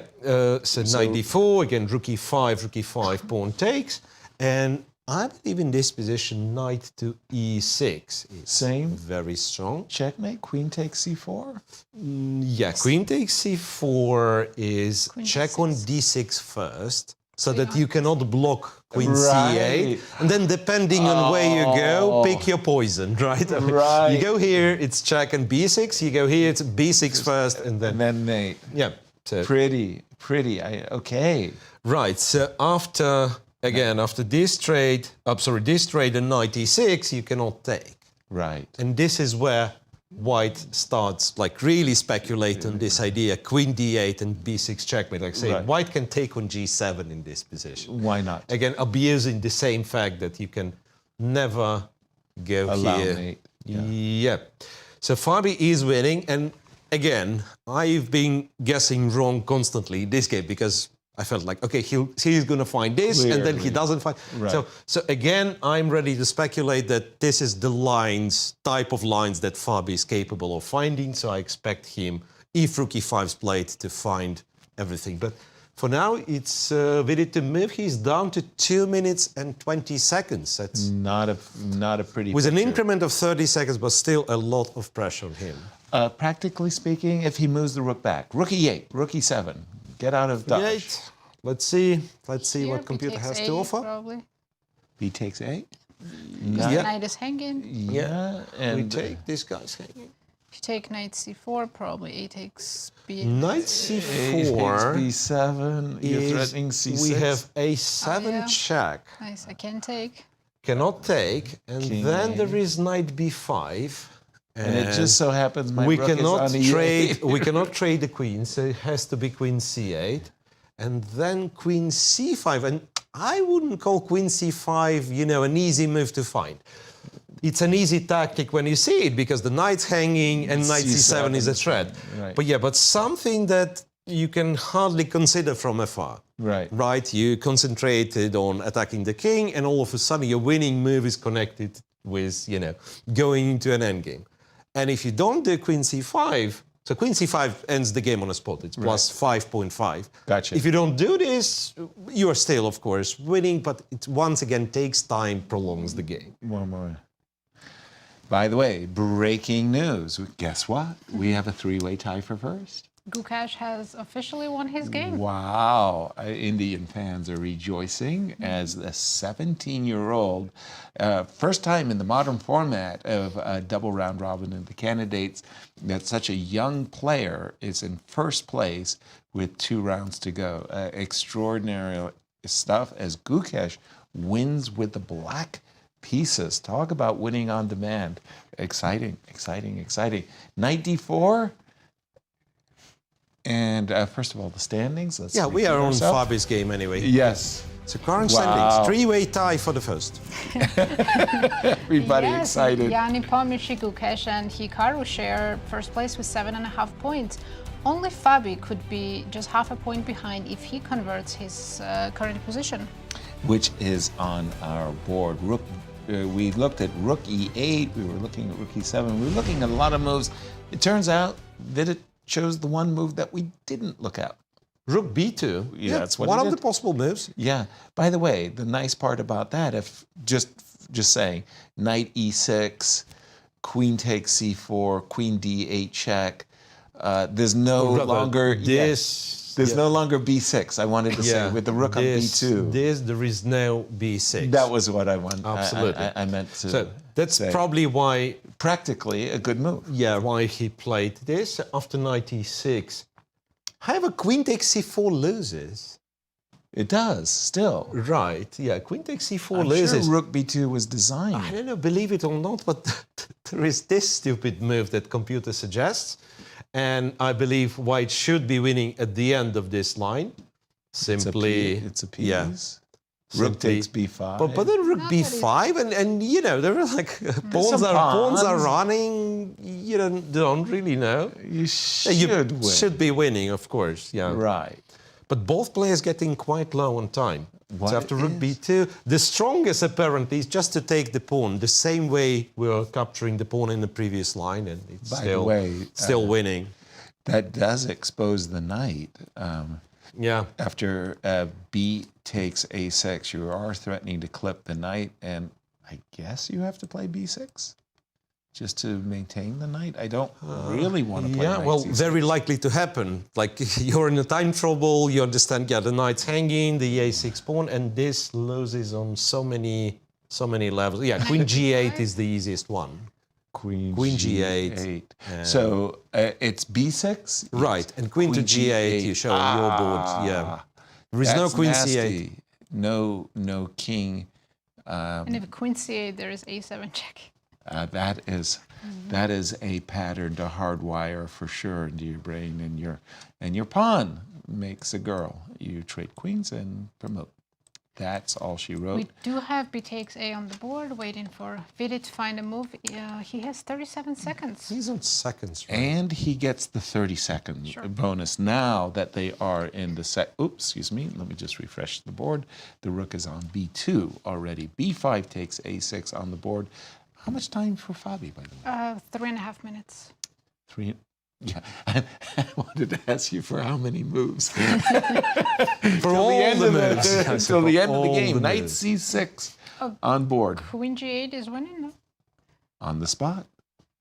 On the Wait, spot. Queen G8, Queen C8. I don't have A7 anymore. Knight takes C6 check. And then A7. Ah, Nice. nice. Yeah. Yep, Queen Queen G8. G8. The game over. King A7, Knight B5. Right. Although there is a no, I There's do nothing. have knight It cannot D6. be anything. No, no. I'm not going to tease a variation. Oh, well, after Knight B5, there's Rook B5, I guess. But Yeah. Well, that was a very okay. Now I'm going to tease you out of it. Queen G8 check, King A7. Now pause for just a moment because Knight B5, and we do have Queen G8 on the board. Knight B5 takes only move. I'm assuming you want to take with the pawn. I was going to go Probably. Knight E7. Oh, I do not like that move, But I you do Queen have F7, Queen G7. Yes, that's too much material. Too much material. Queen G8 on the board. Sad to say for Vidit fans, and I mean. After yesterday's loss. Right. That's Very what hard to I mean. recover. It's so tough. And 10 seconds for Vidit. I think this is a time that you might give it a rest. He Played did not. knight D8? Knight to D8. Well, that's just inviting rook to D5. Or 96. But 96 allows Queen C6 check, so Exactly. Rook B5 looks better. Yeah. This just invites rook to D5. Pinned pieces. I hate them. King C8 and then Knight E6, and there's no Queen C6 check. No There's also- counterplay for black. Yeah. Wow. once again, should Fabi win this game, and it looks like it's about to be resignation, he'll be a half a point out of first. 2 games remaining, except the 3 guys in front of him. And then it's like all the math models are going to go wacko. Wow. And you got to peek ahead. We're going to have a rest day tomorrow. This Saturday, this Sunday, the 2 rounds coming up. Let's do the honors. Nasi. So tomorrow we have the tournament leaders facing each other, Nepomniachtchi and Hikaru Nakamura. Saturday. Sorry. Yeah, it's okay. Saturday. Prague will be playing Fabiano, and Gukesh, another tournament leader, will be playing Firouzja. Right. Did Tan manage to draw her game? Because Yes, she saved her game. Good. And round 14, if you don't mind, for the open pairings. In the last round, Wow, look Hikaru at this. Nakamura will be playing Gukesh, Right. and Fabiano Caruana will be playing Nepomniachtchi. You know, that's just a scriptwriter's dream, because you do want to see the leaders playing each other in the championship rounds, and that is just fabulous. Knight d8, rook d5 on the board now. Yeah, king a7. So I think the only reason why this game is still going simply because Gukesh, sorry, not Gukesh, but Vidit in such a time trouble. Yeah. Because, yeah, if you have 15 minutes on the clock, you look at your position, you understand, yeah, there is absolutely no hope. But here, like, you have 30 seconds and you have to make a move, just not to lose on time. Yeah, there's not much to do. Yeah. And Fabi just straightforward captures the rook, so adds an extra piece to already winning attack. All of the advantages. As we used to say, why, Grandmaster, why didn't you resign the game at this point? I didn't have the time. Absolutely, absolutely.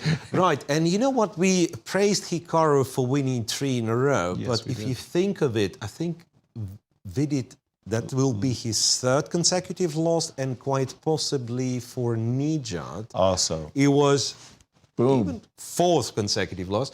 Okay, it's official now. Fabiano Caruana wins his game. Right. And Moves he's- to Clear clear moves fort. to clear fort. Clear fort.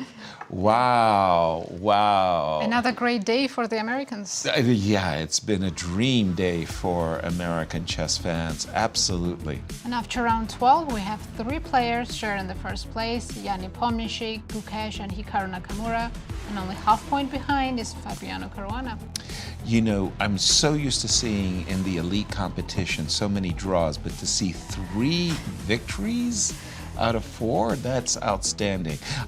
We've lost track of the ladies, if you don't mind. Where do we stand with the ladies? With all the games finished, by the way. All right, Zhongyi miraculously saved her game, and she remains in the lead with 8 points and lay half a point behind still with 7.5. Vishali, she had gone on a 0-4, and she's put together a small little winning streak of her own. Our congratulations to her for her comeback. But you were, elaborate there for a moment. You told me Vidit lost 2 I think games 3 in a row. and Nijat also. And It's not- Nijat, yeah. with his loss today. That And Nijat lost today. So what I'm saying, it's just that the tournaments remained very, very even for longer period that you normally expect, like, or rather Right. the experience we had from the previous candidates, where you have the leading group and sort of a lot of outsiders, while Right. here we'd be pointing fingers on Firouzja, who had like a terrible tournament, Right. and Nijat, who was, yeah, and then we've gotten like Vidit falling apart apparently, and I don't know if he'll be able to recover. exactly. Right, so a lot of decisive games closer towards the end of the tournament. First of all, people who in contention that they really want to win, and Yeah. sometimes they're pushing too hard and they're losing, or as in our case, like Hikaru has to be very happy with like the last 3 games went for him. Fabi has to be relatively happy, and Very remember happy. he said, I didn't win a game for like 10 days. But when he won, he started like producing those wins. He This ran a wins key for moment. confidence. And when you Yeah. don't win for 10 days, that affects your confidence for sure. You know, I was furious with the players who played in the title Tuesday, but 4 of those players, right? right. But Fabi and Hikaru both won. All is forgiven. I take it back. I take it back. Well done. Well done. And for American chess fan, it's just a day of rejoicing. Let's take a pause and jump to Toronto as Anastasia caught up with a happy Fabiano. Yes, okay. Fabiano, congratulations. One more victory. Always pleasure to see you winning the game. So let's see what happened today. At the beginning was some kind of mess in the center at the opening. Yeah, he provoked a crisis in the center. Yeah.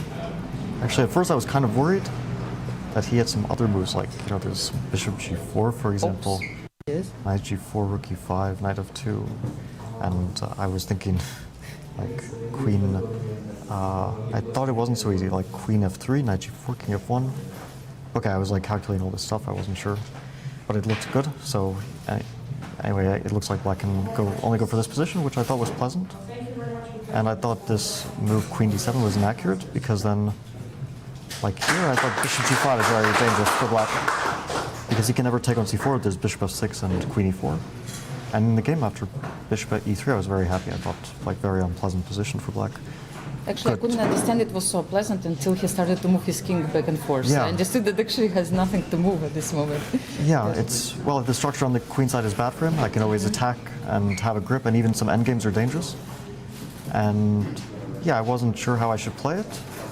I was surprised that he was like in the center. Holding, yes, this position, brought king to the center. Because it's like knight d4, bishop c8, it looks so nice, but I can't really proceed so easily. So, okay, I repeated once. And then I went for this g4, which I didn't see another idea besides g4, because now I very often have g5. And also I can play king g2 to deal with some back rank issues. So I thought g4 is a nice move. And here I thought there should be something very strong, but I couldn't quite figure it out.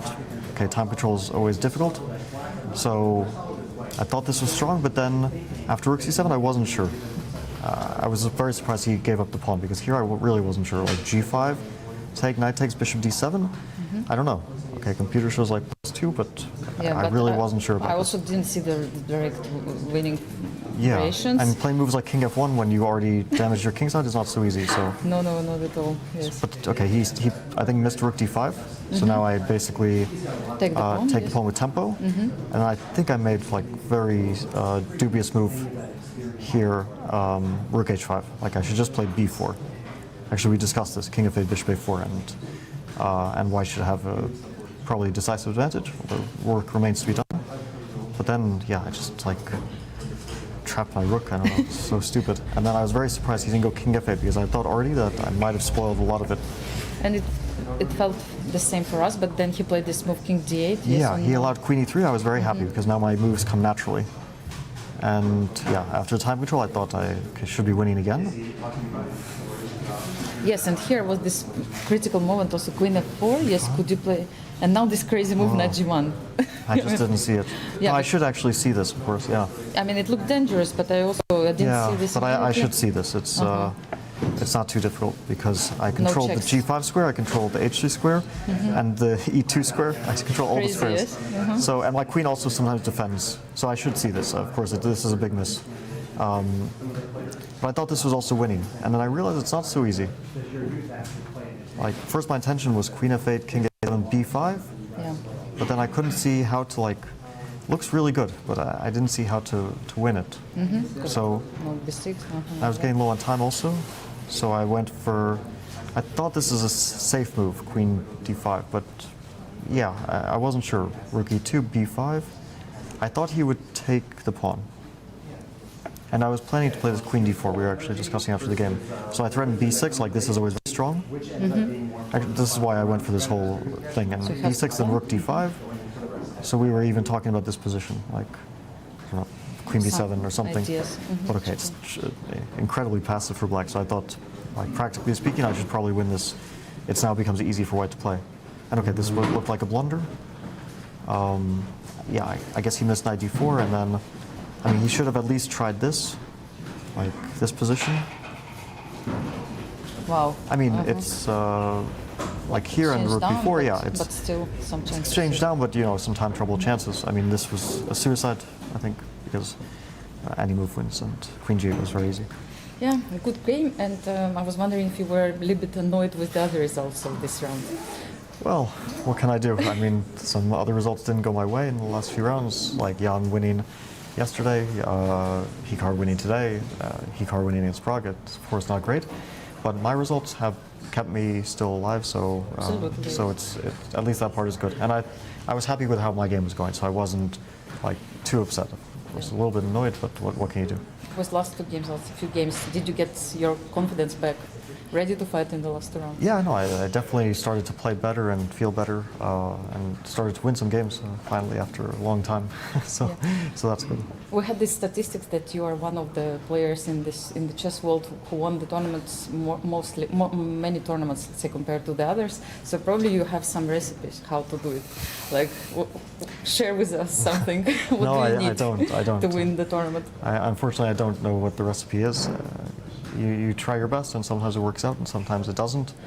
Unfortunately, this one, like, this is the really important one. So if it doesn't work out, you feel pretty bad. And if it does work out, of course, it's a great feeling, and very few people manage.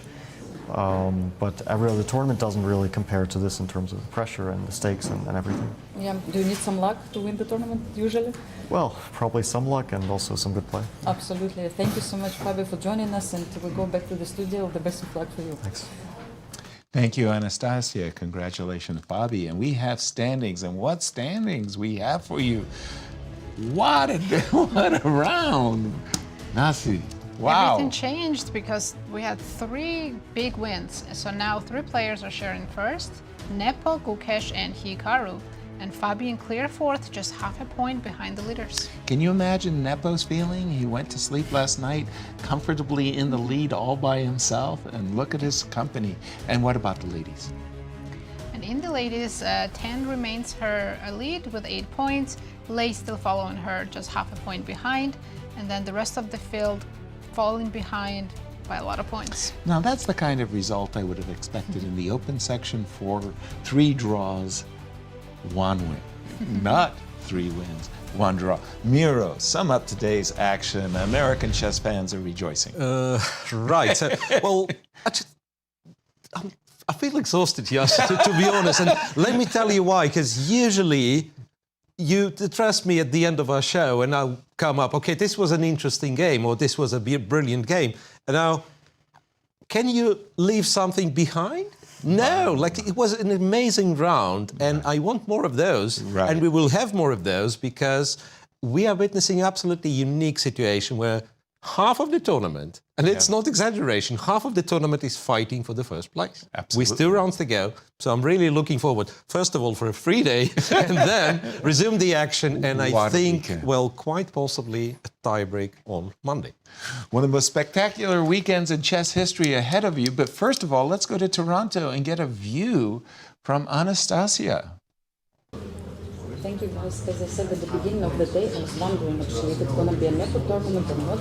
And at the end, it turned out that it's not his tournament only because Hikaru managed to win today, Gukesh won his games, and now it's actually, he has co-leaders here. He has 3 leaders in the tournament. And Fabiano also won his game, and he is very close also to fight for the first place. So looking forward for the 13th round since Nepomniachtchi is going to play against Caruana, a big day for the tournament. Everything will be decided in the last rounds, and I'm looking forward to it. Back to you guys. Thank you, Anastasia. Sorry for us, the sound was a little too soft, but you get the point. We had a spectacular day. Enjoy your rest day tomorrow, everybody. Tell your friends where you're hanging out on the weekend, because we have a spectacular weekend of chess for you come Saturday and Sunday. Nasi, Miro, it's a great pleasure to call the action with you both. What a day. Good night, everyone. Enjoy your rest day.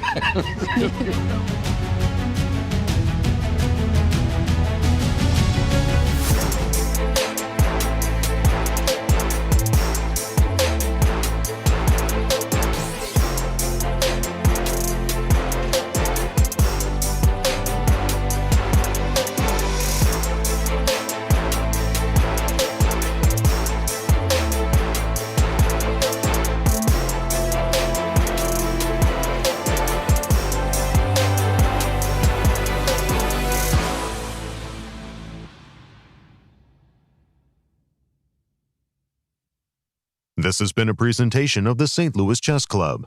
Any reproduction or distribution of this content without the express written consent of the St. Louis Chess Club is prohibited.